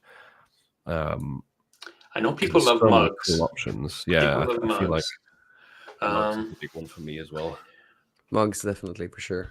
I would love higher ticket items, but it doesn't mean that they're going to sell, right? Like shower curtains or duvet covers doesn't mean that that's going to sell. All those big royalties. Yeah, the big royalties would be cool. What else really sells? And we already got tumblers. I'm trying to think on what sells on Etsy that. Hats would be cool. Posters, yeah. I mean, you wear hats all the time. Hats could do well. I think hats, the existing designs won't really transfer that well. That might be an issue. Stickers, stickers, candles. Amazon has just so many products that they do themselves that I don't know why they couldn't just make them into POD stuff. But mugs would be the best in my opinion, though. Mugs for sure. Yeah, but the good news is, I mean, we did have a big new product last year with the tumblers, which I don't know how it's going for you guys, but that's become my second best-selling product. Ooh. If you look at it like this year, just this year's stats, tumblers is the second best. So wow, that's a good sign that it's probably doing well for Amazon in general, and they probably I can see them adding more stuff this year. I think coffee mugs are long overdue. I know people argue they're probably more breakable, but there is metal coffee mugs as well, or more or less breakable coffee mugs that I could sell. Just package it better. Mugs, 100%. 100% mugs, yeah. Before Q4, let's put it out there. Yeah. The only thing though that I want to ask you, Philip, like, how do you feel about the royalties with the tumblers? Because whenever I sell something for that, I just feel that the royalties get so low, and you can't really push it up to at least $4 royalties. Yeah, there's no way. Yeah, they are very limited, and that is annoying. It's like Yeah. for me, they're all just under $3 because I just list it at the lowest price. So yeah, it's not great, but I mean, still, it does add up quite a bit. And I have like one lottery campaign with some of the tumblers that are regularly selling very low bids. So I don't really spend much money on the ads at all. And I get, most days now, I get 5 to 10 sales just from tumblers. Wow. Which Nice. obviously, like, when did they come out? Maybe like 8 months ago. Mhm. Before that, it was zero. True. Better That's than true, yeah. zero. I think tumblers are quite underrated, but it just shows like if they brought in a new product like that again, like coffee mugs, hats, posters, stickers, something that's really popular, proven from other marketplaces, Mhm. it could really make a big difference to True. our sales. Yeah, I sold a Yeah. tumbler today too. Oh, yeah. Yeah. Yeah. $3. Yay. What sorts of designs sell for you on tumblers? I haven't made like specific Tumblr designs. I just took all my t-shirt designs and put it on Tumblr. So Is there like a pattern? Is it I don't know. maybe I a haven't specific really. topic? Like, are they all coffee designs or all the That's a good basic question. text Let me stuff? check if I can do some kind of research. I never even thought of looking for that. I'm gonna look at. Tumblrs this year that has sold, yes. All time, I guess, doesn't matter. I really got like onesie, twosie. Oh, let's see. State stuff. Yeah, same for me. States. Uh-huh. I don't see it sell a lot of states on shirts, but they work on tumblers for me. Yeah. Year stuff, like made in 1973, that kind of stuff. Birthday. Do you sell any like dog dad or like cat dad stuff with that? Yeah. Yeah, because that's for me that's sold a bit on tumblers for me at least. Mm-hmm. And then Animals funny and states. and funny sayings do well.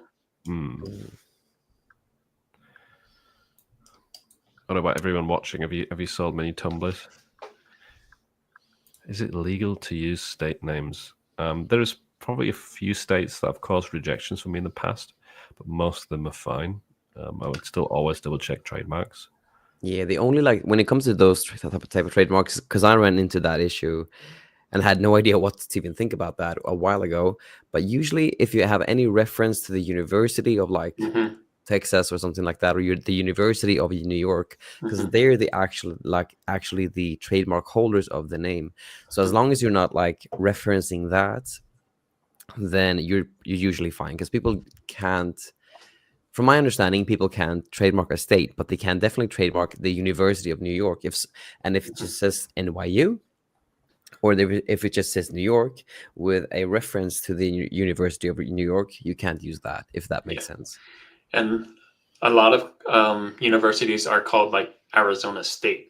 So if you put those two together, sometimes you get tagged. So Utah State is another university. Like, it's crazy. So, but if you want to check that, the easiest thing is just to go to watch the trademark on USPTO, and then just go to current owner's information. And in all those instances that I've at least seen for states, it's always been a university specifically. Mm-hmm. And as long as you're not like specifically referencing the state, referencing the university, then you're good generally. But just like Philip, I've had like rejections for Texas specifically. So for some reason, Texas doesn't work for me, but 90% or like 95% of the states work. I forgot which ones got rejected for me. Me too. Yeah, I forget and then I do it again. And me too. I'm like, why don't I have more T-shirts like this? I put it up and like rejected. I'm like, dang it. And that's also, I think, a good message to send in the way of like, if you panic about rejections and you get one, like don't overthink it. Unless all of your uploads get rejected all the time, like there can be rejections, and as long as you're not trying to copy Disney with every listing again, rejections do happen. They're a part of the game, and they don't mean you instantly get banned. If majority for uploads are clean. I just noticed, the new background picture in this stream. It kind of looks like me and you, Juno. We are like the Jedi Masters, and you, Andreas, you're like the Padawan or like Anakin trying to join. Yeah. You're standing in the middle of the council thing. Yeah. Waiting the approval here. Exactly. You are on the council, but we do not grant you the rank of master. No. that scene. Yeah. My goodness. That's so sad. That's where no, my now- villain arc starts. Yeah, now you're gonna turn into Darth Vader. Damn it. Yeah. Spoiler alert. Yeah. Right, has anyone got any more questions? We haven't had anything for a while in the chat. This has been a good talk about the POD and the future of POD. I love how we got that topic today.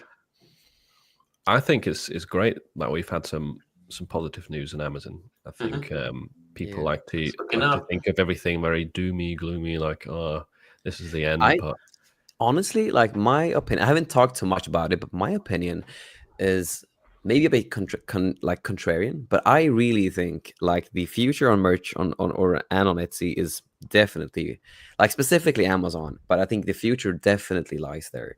So it's like focusing on Amazon will just go up and up and up. And this mainly comes from a podcast that Joe Rogan did with Naval Ravikant. A thinker that I just really, and like an angel investor and a rich dude, but generally just a guy who's really good at framing like abstract questions and making good answers out of them. But he just basically said that once, like later on, people will just go to one website to buy all things because convenience always wins in the end. And I really think, like, even though it might seem doom and gloomy with all the changes that Amazon did, what they're actually doing, like from my perspective at least, is that they're trying to find new ways to make it better. And they're not trying to hurt us sellers because we are the ones that are, sorry, they're not trying to hurt us creators.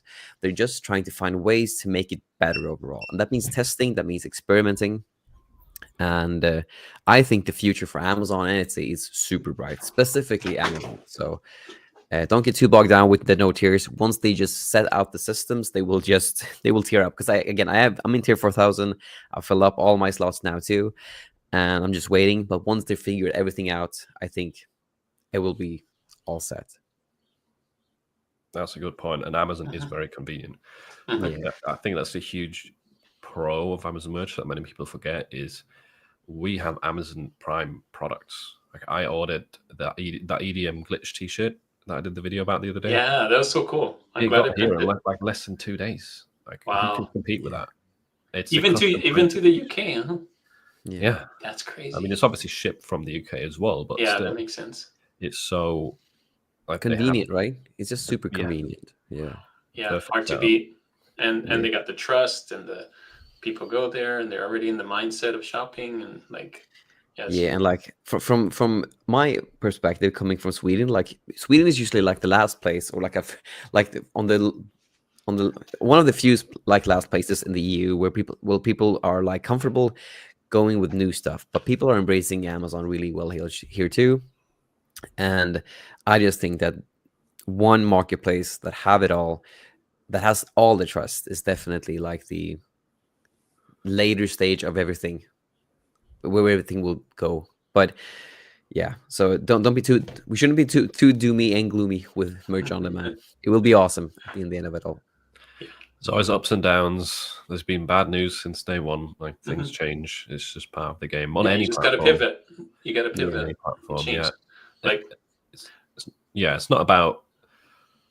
It's not really as much about what happens. It's about how you react to it. Right? Exactly, 100%. Because again, everything that specifically Cody talked about, I've experimented a lot with Every Store, and just having that and like experimenting, learning about how everything works, and just adding that as on top of everything just makes you indestructible, like economically, because you know that with like whatever happens with any account, you will still be set. Yeah. So. I had Cody on my channel recently, and we talked about the past, present, and future of POD because, I feel like his stuff is definitely the future.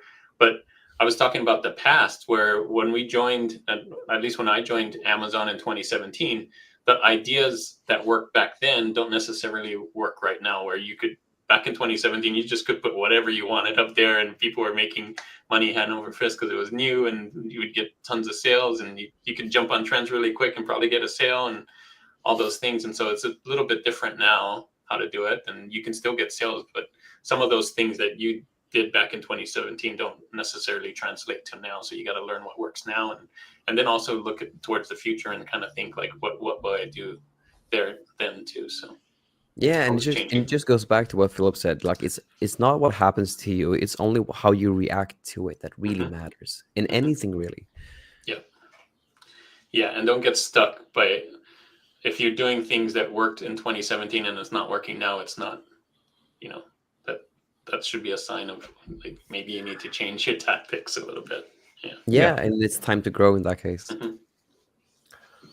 Yeah, I've had plenty of listings or designs that used to work, but now they don't sell anymore. Yeah. And sometimes you can't revive them, sometimes you can. It's just how it is. You make changes.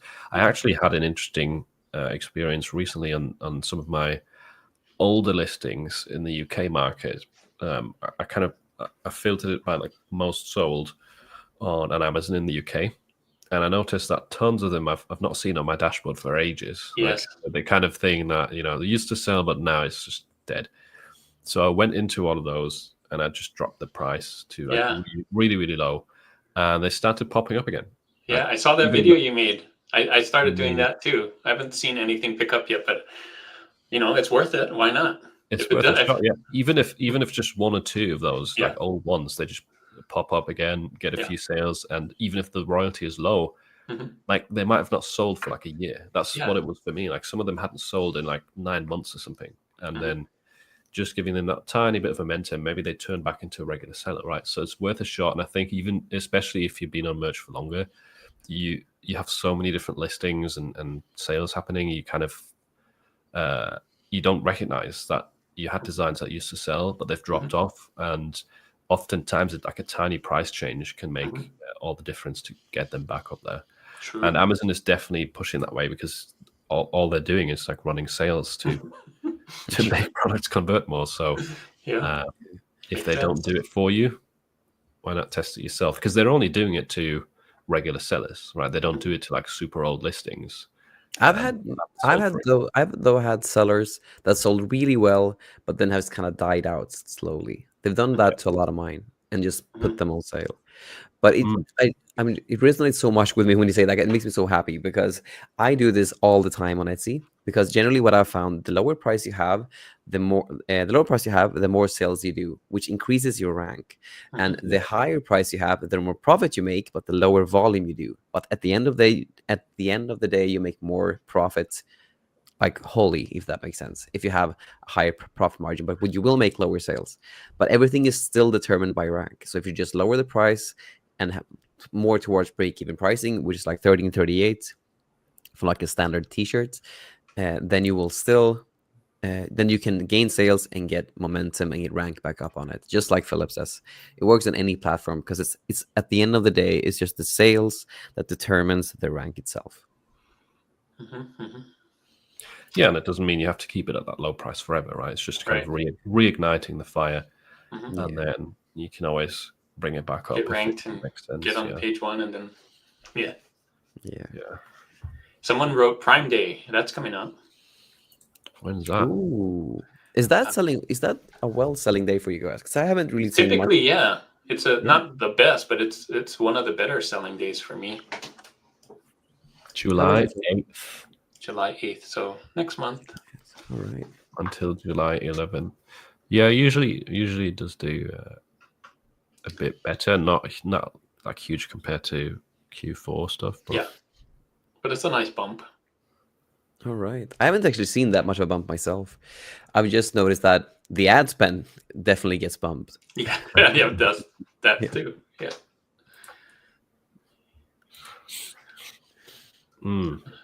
I had a. Someone has a question. What's your advice to someone? Well, there's all other options besides Amazon. If we talked about start on Etsy. Probably be the second best opportunity. It's You not can do that. free, but it's definitely got some traffic, and like if you use Everbee, you can figure out like what things sell there, and Yeah. lots of coaches. We got one right here.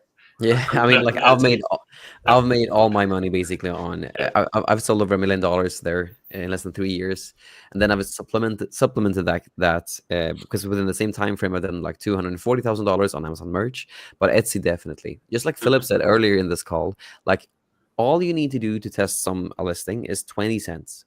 Whereas if you want to test something on Shopify, you need to build a site. So it's it's the $29.99 a monthly fee, right? That you have to pay. Yep. Plus, like again, when I started, I had no income. I just had a buffer, so that was a lot to me. But you have that, right? And then you have the ad spend towards Facebook ads.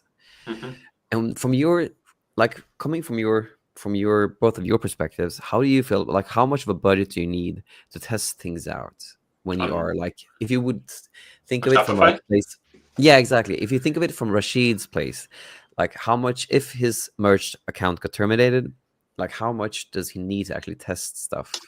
I haven't gotten to the point where I'm getting sales yet because of things, but I've already spent $50 on or more, $100 on ads probably. So I've spent thousands. It really depends, like how much you know about setting them up properly and how much you want to test. But I think the point that Andreas is trying to make, which I agree with as well, whilst both Etsy and having your own store, they have, a lot of benefits, a lot of pros to them in different ways. Etsy is you're going to be a lot more, or you're going to get a lot more testing out of if you're $100 than you will on Facebook, just by the sheer fact that probably if you're starting out and you're not fully experienced, you'll pay something like $1 per click. Yeah. And that's huge compared to 20 cents per listing, which then for 4 months has the ability to get organic traffic on Etsy. There is no organic traffic on your website. You need probably on average like $1 per click. You can get lower cost per clicks on Facebook ads, but usually that means you need to have really good designs, good ad copy, and that's tough to get right from the beginning. Like it's been tough for me, even though I already have a lot of designs. So the barrier to entry for a website is a lot higher. It has huge pros, like having your own brand, owning your customers, but that doesn't mean that it's easier or necessarily a better choice. So it depends on your budget entirely. And if you don't have a lot of budget, Etsy has a ton of organic traffic, and it's going to be easier or cheaper to test new designs. Absolutely. Yeah, it was 100% what I was wanted to get to, because again, it's just so much cheaper and easier to just put the ropes in on Etsy because it doesn't cost you that much to test. Again, I've put up over 10,000 listings on Etsy, so I've spent a lot of money on just listing fees, but it's nowhere in comparison what I would need to pay in Facebook ads if I would need to test every single one of those listings out. So if you have a lot of budget, then you can then Shopify could be better, but like in some cases, but it still demands more of you because again, you're still like the you need to drive traffic, but you also need to make the Shopify side. Apart from that too, you have all the infrastructure from Etsy that's already there. But most importantly, I think that thing that's kind of overlooked a lot of the times is that when you have a Shopify site or any type of site really, you don't have any brand trust. So what brand basically is someone that like you associate something with your site. So like let's say that you sell funny dad like mugs and you're a brand new site, then no one knows what your site is about. But if you only sell funny dad gifts or like funny dad mugs, then they know that it's about that. The problem though is that if they don't know that they will get the mug that they see on screen, there's a good likelihood that they will just turn to Amazon or Etsy, a trusted marketplace, because again, it takes to build that brand trust. I mean, Amazon's been there since '94, Etsy since 2005, and you also got to acknowledge that I think Etsy spent like $90 million in like 22 or 2023 just for advertising, like Facebook advertising, and they're advertising your listings because they're making money on their commissions when you make a sale. So they're marketing your listings itself. That's the organic traffic that you get. So I think personally at least, that because again, once you are selling on your own marketplace, you don't have any trust. You can only get those buyers that just see something that looks so funny, is not that costly, so don't lose anything, or much at least, if if they don't trust the brand, if you don't, they don't get the thing that they want. But you're basically going for those impromptu buyers that, because you don't have any brand trust. And if to actually make a like trusted brand, in my opinion at least, it will take you probably 10 to 15 years to make a, wow. because that, at least that's my opinion. I don't know what you guys feel, but like that's what Amazon and Etsy has been doing, and that's why they are at that place. That's it. It's also why like they've spent so much money on marketing just to let people know about the site and stuff like that. But how do you guys feel about that? Well, I definitely feel it's going to take some time to, like you said, build your brand and get some people to buy from you and build your email list and all that stuff. Whereas people, when they shop on Etsy, have that trust that whether or not each one is the same, people kind of trust Etsy and feel like it's, you know, a good way to shop there, and people go there to shop and get that traffic and stuff. But yeah, it's going to take time on a Shopify store. It's nice that it's not a marketplace. There's some benefits that, you know, you won't get kicked off of Shopify for whatever reason, but yeah, it's going to take time for sure. Yeah. And these are just like discussing different pros and cons. Like Pros and cons, saying, yeah. Exactly. we're not saying one of them sucks. Like Juna and me have been trying to get a Shopify store off the ground, Absolutely. right? Yeah. And we know it's not easy. And at the same time, we've also sold on Etsy. We do like Amazon the most because that's our strongest platform, right? So we are biased in that sense, but we're just trying to give you like a realistic idea of what it's like to start these things. And if you have no budget and even Etsy's not an option and your Amazon got terminated, you can still, if like a couple of $100 would make a difference in your life, depending on where you live, you can still try some of the other like secondary or third tier marketplaces like your Redbubble, TeePublic, Display, Spreadshirt, Zazzle. There's a lot of options which they're not going to do nearly as well, most likely, than Etsy or Amazon. But you know, if you live in a country where $100 extra would make a big difference, go for it. I definitely make more than a couple $100 on those. You're welcome. And quick one as well. Greetings back to Bulgaria. Thanks a lot for watching. Oh, nice. Oh, nice. It's been great to have you here. And I'm actually going to Bulgaria on Wow. Thursday. All right. Yes, to meet For a friend fun? for a week. Ah, nice. Yeah, I've got a friend over there, and he's spending the summer near the beach, near the coast. So Wow. oh, do you guys want to see what happened?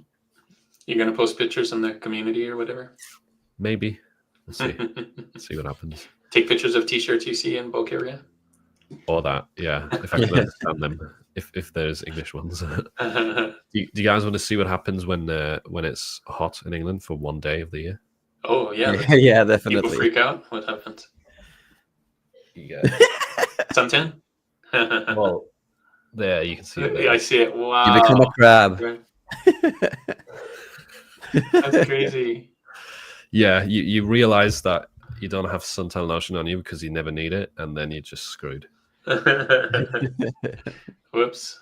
That's basically every British person now after this hot weekend. That's just passed. Painful. Looks painful. Really similar to Sweden, though. We had the same thing. Did you? Yeah. Where's your sunburn then? It like I'm half Greek and half Swedish, so it's faded into me. And I've become more brown. Damn it. What's this? What's your combo apps? Kittle, Pretty Merch, Vectorizer. Oh, interesting. I use a whole bunch. It depends. You don't need a vectorizer if you have Kittle. Kittle does a pretty good job. Yeah, technically you don't. I think Kittle has the same vectorizer as Vectorizer AI. Yeah, it's pretty good. How do you use it? Research tool for me is Flying Research. I use Pretty Merch just because it's on there, but I've used other research tools before, like Merch Informer and stuff. So.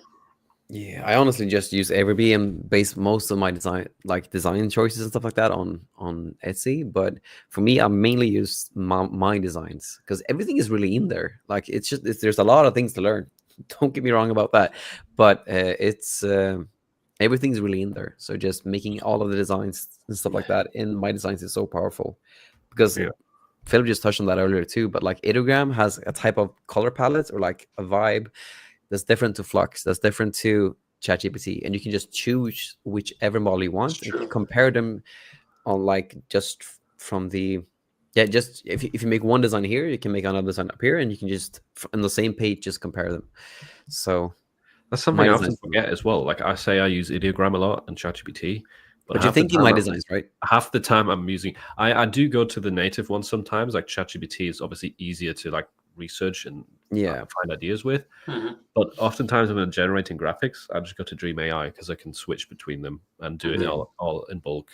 So yeah, I often use Dream AI. Yeah, I think it's insanely powerful. That's like pretty cool.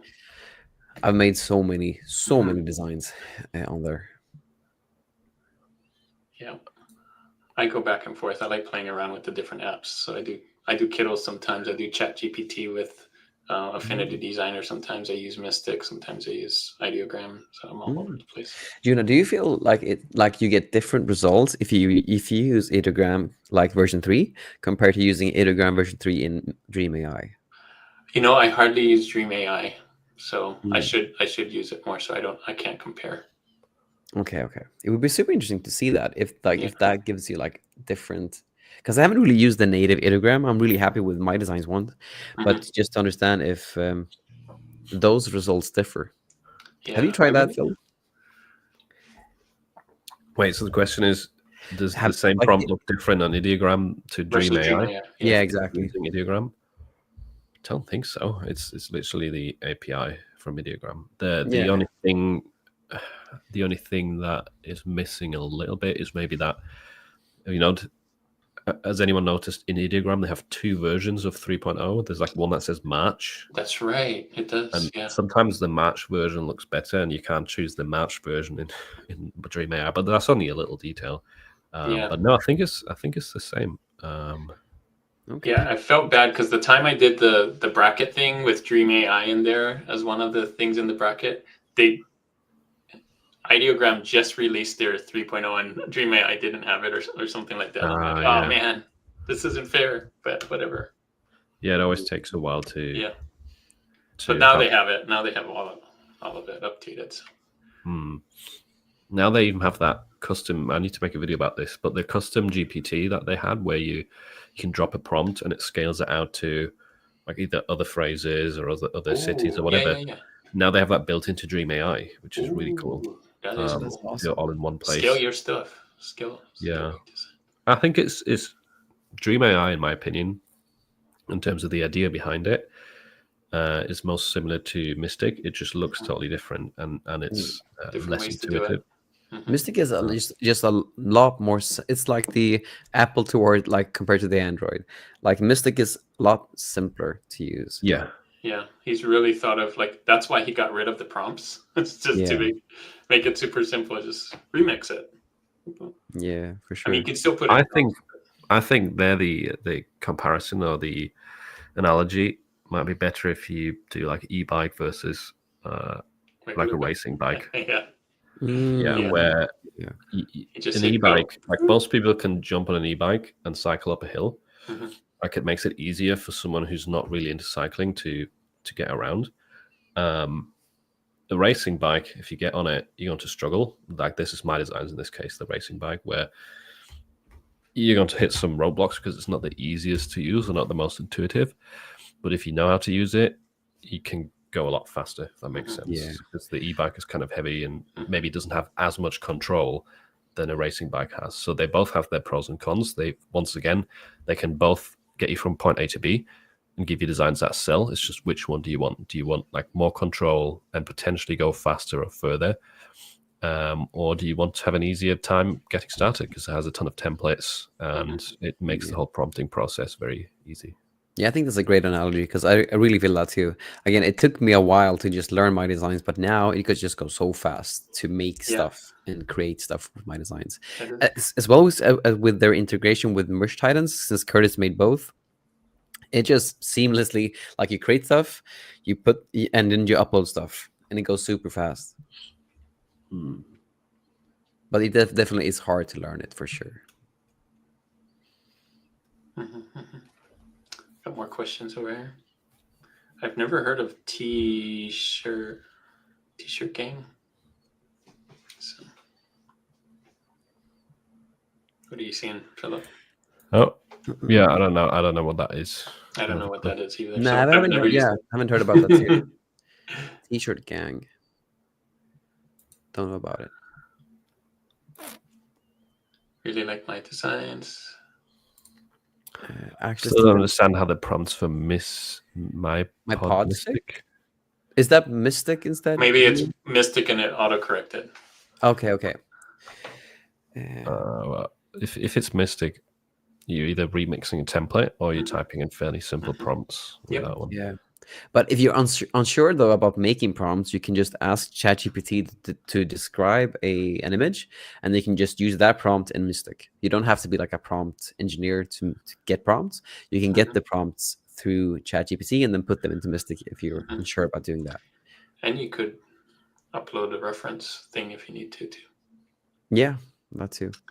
Oh, here's a question for you, Andreas. There you go. Can you tell us a bit about t-shirt pricing from your Etsy experience? Which works better? Which pricing strategy, especially for what? SBBB. I thought that was like an autocorrect for ABBA. I had no idea. But okay, yeah. So it was the same. It's kind of this, like we talked a little bit about that earlier. But when I list something on Etsy, I do the same thing on Amazon, and it works wonders there too, because everything is just driven by rank, which is just a derivative of sales. So when I list something on Etsy, I list it at a break-even pricing. On Etsy, I want to earn $2 to $4 margin because I want to cover any ad costs, any issues, or anything like that. So you need to earn something, because otherwise you go into the red. So $2 to $4, you need to earn that. And then once something hits 10 or 15 sales or a 50% visibility score on Everbee.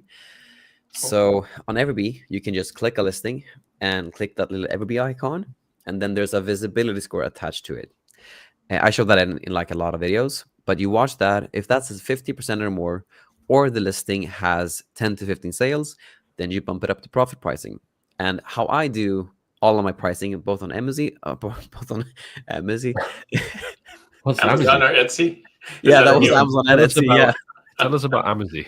Yeah. How I do like my pricing on both Amazon and Etsy is that I price really high. So I earn $7 a piece on Amazon, and I earn about $10 to $15 on Etsy. Wow. Nice. But it only works if you actually have rank. So you earn $2 to $4 until you sell 10 to 15 sales, or have a 50% visibility score on Everbee on that listing as one of those two variables. And once you do that, you bump it up to profit pricing, and profit pricing is 30 to 40% margin, generally around $10 to $15 in profit. Do you ever bring it back down, or do you just leave it there forever? Nope, just like Phil said, this is one thing that I do all the time on Etsy. So when something doesn't sell, I just put it back down to break-even pricing to drive up the rank. And once it hits 10 to 15 sales or a 50% visibility score on Everbee, I just bump it back up. Oh, okay. 10 to 15 sales after it dropped again. So you would exactly keep going to follow that. Okay, that's cool. Yeah, I spoke to someone recently with the craziest pricing strategy for Amazon merch, and it's does it work? Kind of like Andreas' strategy on steroids. Well, I don't know if steroids is the right word, but I know that your strategy is that price really low initially, wait for a few sales, and then bump it up. That person told me that they basically do that until a listing has 100 reviews. They have it at zero royalties.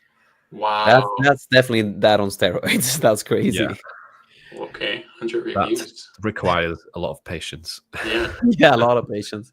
But I do want to say that this works on Amazon too. So my strategy on Amazon is, since we do a lot of Amazon talk now too on this call, And that's that. Like I list everything at like you earn $0 royalties, and then it has to sell organically 10 times. No, sorry, it has to sell organically 1 time, and then I bump it up to the. Let me just. I totally blanked. I'm pretty tired today. Let me just see here. No, I basically have something. I list all of my items at a $0 royalty. Then it has to sell at least 10 times to drive up the rank. And once it's done that, I put them at a $7 royalty. But it has to sell organically, basically, at least once, and then I put them in an ads campaign after it's sold at least 1 time organically. Because again, the organic stuff is the most powerful thing when it comes to these marketplaces. Because again, the people are literally there with their wallets open, ready to buy if you have the thing that they want. And low prices is a good way to get organic sales. Yep. Right. Since we've come up to 2 hours now, I want to close off with a fun little topic. I've started a poll in my live stream thingy as well. Okay. To ask people if they play video games. So feel free to vote on that. We've got 57% so far said yes. So wow.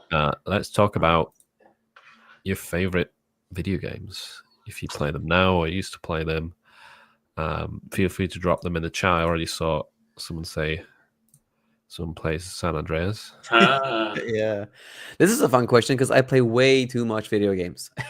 You do? Yeah, you have no idea. I play way too much. I procrastinate because like the Nintendo Switch 2, it really got released, and I haven't done much else than play the Switch 2. GS. What do you play on there? I missed out on Zelda Breath of the Wild, so I just have played Breath of the Wild for the Switch 2 ever since it came out. But before that, I played Expedition 33, if you know about that. No, I'm pretty out of the gaming world past few years. Okay. Expedition 33 is poker. Nice. Expedition 33 is insanely good. It's really literally feels like art.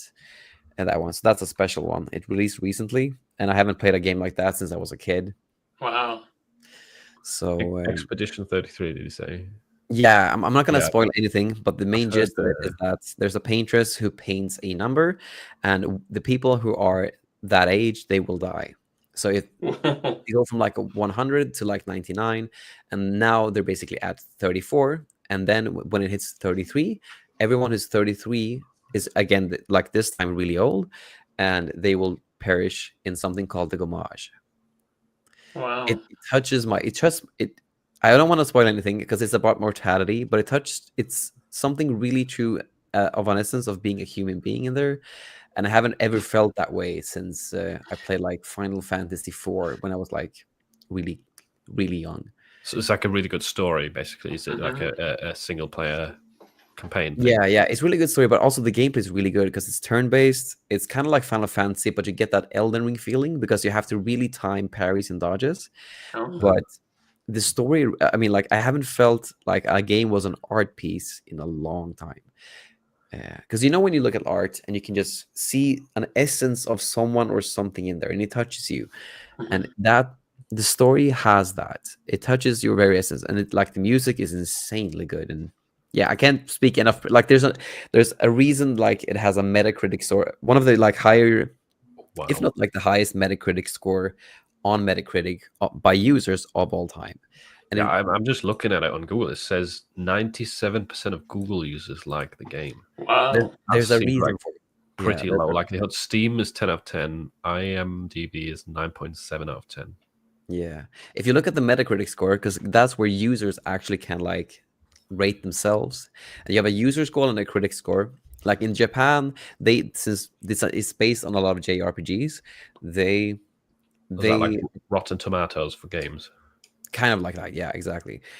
So it's really reliable stuff. But that's where you can see like, okay, it has an insanely high score. What's it called? Like, Expedition 33. But again, I'm not sure. Are you gaming? Like I'm really passionate about games. I play way too much, especially this year.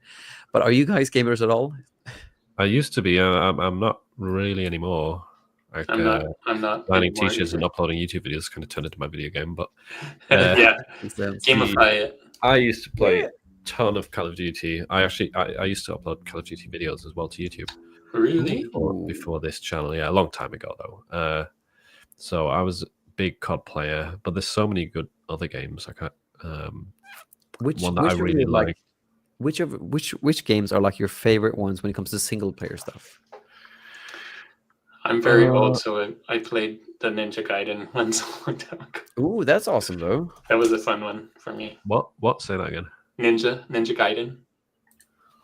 It's very old. It's very old. Like it's probably. But there's been new 20 editions years of it, right? Yeah. Yeah. Because I know about Ninja Gaiden for sure. I haven't played it though, but I know. Fun. It had a good story too. Nice. I've never heard of that one.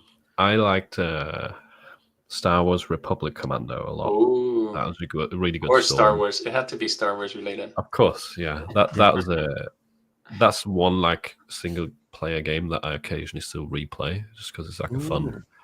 Is that the old like the Star Wars Republic? Old Republic. Because there's an infamous game that's called that where you basically play as a Jedi, right? That's a different one. Yeah, I know what you mean. In Republic Commando, you play as clones, so you're inside of the Clone Wars, but you're special commando, and you're the head of the commando, and you can direct like your 3 teammates in terms of what they should do, which positions they should cover, and you help. Yeah, you help all sorts of different parts within the Star Wars story. You help kind of flesh them out as this special clone team. Wait. So Republic Commando, now that I think about it, this is a really old game, right? It is. Yeah. But then have you played any like recent? Because again, if you're into it, I would so recommend Expedition 33. It's this it's a story-based game, but it's so good. It's insanely good. I just feel like I would never do anything else than sit on my ass. That's me for the last like 1.5 weeks. I already like if I sit down to do nothing or like eating stuff, I already go to YouTube, which is not the greatest habit. So I also add video games. I think not too good, but no, I mean I do miss it in some respect. I used to sometimes play like strategy games as well, like Age of Empires or basically the Star Wars version of that, which was what was it called? Empire at War. Oh, I don't know about that. I do know about Age of Empires. I played that when I was a kid. I feel like everyone knows that. It's like the go-to strategy game. I know Adam Young likes that one as well. Yeah. But that's awesome. That's awesome. Huh. Any of you two have played COD before? I played a little bit, but I was never very good at it. I played Halo before that. Oh yeah, Halo's pretty cool. Halo was awesome. Yeah. I played a lot of COD before, like in 2014. Which one? With Black Ops 2, I think it was.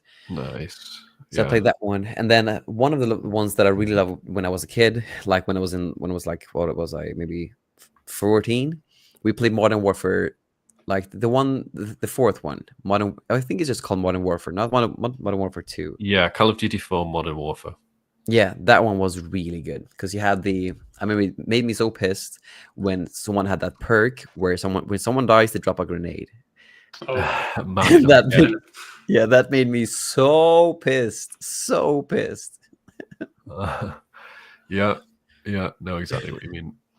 Yeah, the Modern Warfare games, they always had those kind of things that would be super annoying. Like Modern Warfare 2 had the noob tube, and they had that perk that will let you essentially refresh the ammunition for your noob tube all the time, so you could just rocket launch people constantly.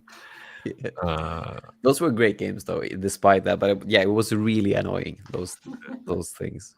Yeah, so cool. Little exploits. What a surprise. People that like to sit on their PC for work are gaming nerds.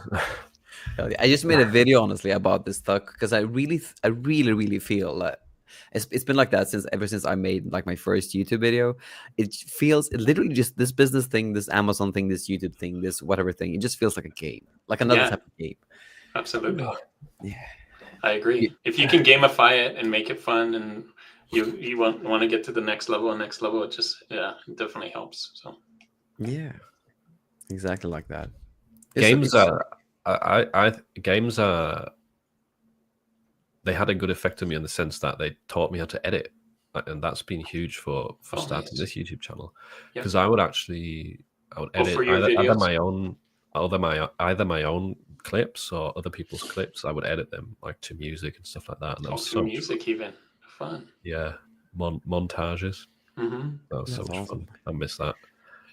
Yeah, for me, it just feels like as long as there's like no major stakes, like you're not in a hole or something like that, like it just feels like, okay, I have this big boss battle that I don't understand. Like, okay, I'm capped at like 5K. Like when I started Etsy in like 2022, I was like capped at 5K revenue, and I can't defeat this boss. But if The I 5K go, boss. yeah, it feels like that. It felt like I was, because I was plateaued at 5K revenue, and I posted like 500 listings a month at this point. So it was like I was trying to, in a game, just grinding away, trying to level up, but I'm just defeating like the smallest monsters, and it doesn't help me at all. But then I just gotta go to this. Like, if you've ever played Pokemon, you gotta go to Professor Oak, and then for me, Professor Oak was Cassie Johnson, and just learn from her. Need some mentors, huh? Yeah. Yeah, it helps immensely. But There you go. just thinking of it that way makes it so much more fun.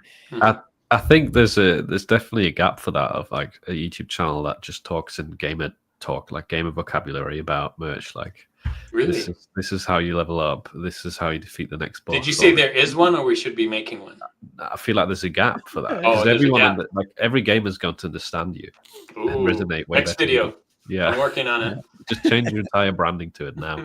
Also, Amazon is I completely forgot about like Pokemon and all that stuff from Nintendo. I used to Yeah. play a lot of Pokemon and Yeah. also Mario Kart. Ooh, the new Mario Kart that just released with Just Worlds. released, yeah. Yeah. I don't play it, but I saw all the branding on Target. They just like put everything everywhere. Yeah, I mean, like I play. Me and my girlfriend, we play a lot of games, and playing that together, it pisses you off like Mario Kart should when you lose, but it's so fun. It's so much fun to play. Like, you don't I've get not played serious that about it, but it's just not like you do with the COD and stuff like that, because that feels really competitive. But this is like competitive in a like really family friendly way. That's cool. I like Yeah. Is there a Rainbow Road? Yes, and this Rainbow Road has one section that just gives you goosebumps because it's so well made. Like the levels are less compared to older ones, so there's less to choose from. But the levels are so well made; they're so well crafted. Because like you go from one part to another part, and it doesn't it's not like. Sorry, I have someone going at the door. One second. That's fine. I think if anybody should make a gamer one, I think Andres has the most Yeah. information. He's whoa. in it. Yeah. He's still living it. Yeah. Yeah, I was thinking about actually making a video about like how to gamify print on demand, but might not be as good as if Andreas did it. Well, if you already have the idea, why Well, not? I have a broad idea. I don't have all the little Have it parts laid out. Yeah, You have too many ideas. that's the problem. Yeah. Which one do we pick today? Yeah, it's fun though. Yeah. I have so many shirts that I want to design, but I never get around to. Yeah, Terrible. I know. Yeah, I think we're gonna end it. We gotta end it. Andreas is gonna come back and it's gonna be done. Yeah, it's gonna be dark. It'll be like, what the hell happened? I No, they bet. don't like me anymore because I talked about games too much. Oh well, it's been time. Thanks everybody for joining. I don't know how many people are still on, but 70 something. So yes, thanks for sticking with us. Thanks for all the questions and the engagement. Hopefully it was really Hello. I'm back. Sorry. Hello. Oh, we were just gonna end it. Yeah. Oh damn. Sorry. Yeah, we were going to try and go before you're back. No, it didn't work. Sneaky. So yeah, thanks everyone for joining, and we'll be back next month with another once a stream. month. I like this cadence. Yeah. 1 a month. And yeah, take away from the stream a lot of positive news on the Amazon world, and Everbee world and Everbee store world. So we hope it keeps going that way, and we'll be back in July. So have a nice week or rest of your week. We'll see you later. See you guys. See ya. Bye. And I need to end it. Where is it? There. Bye. Bye.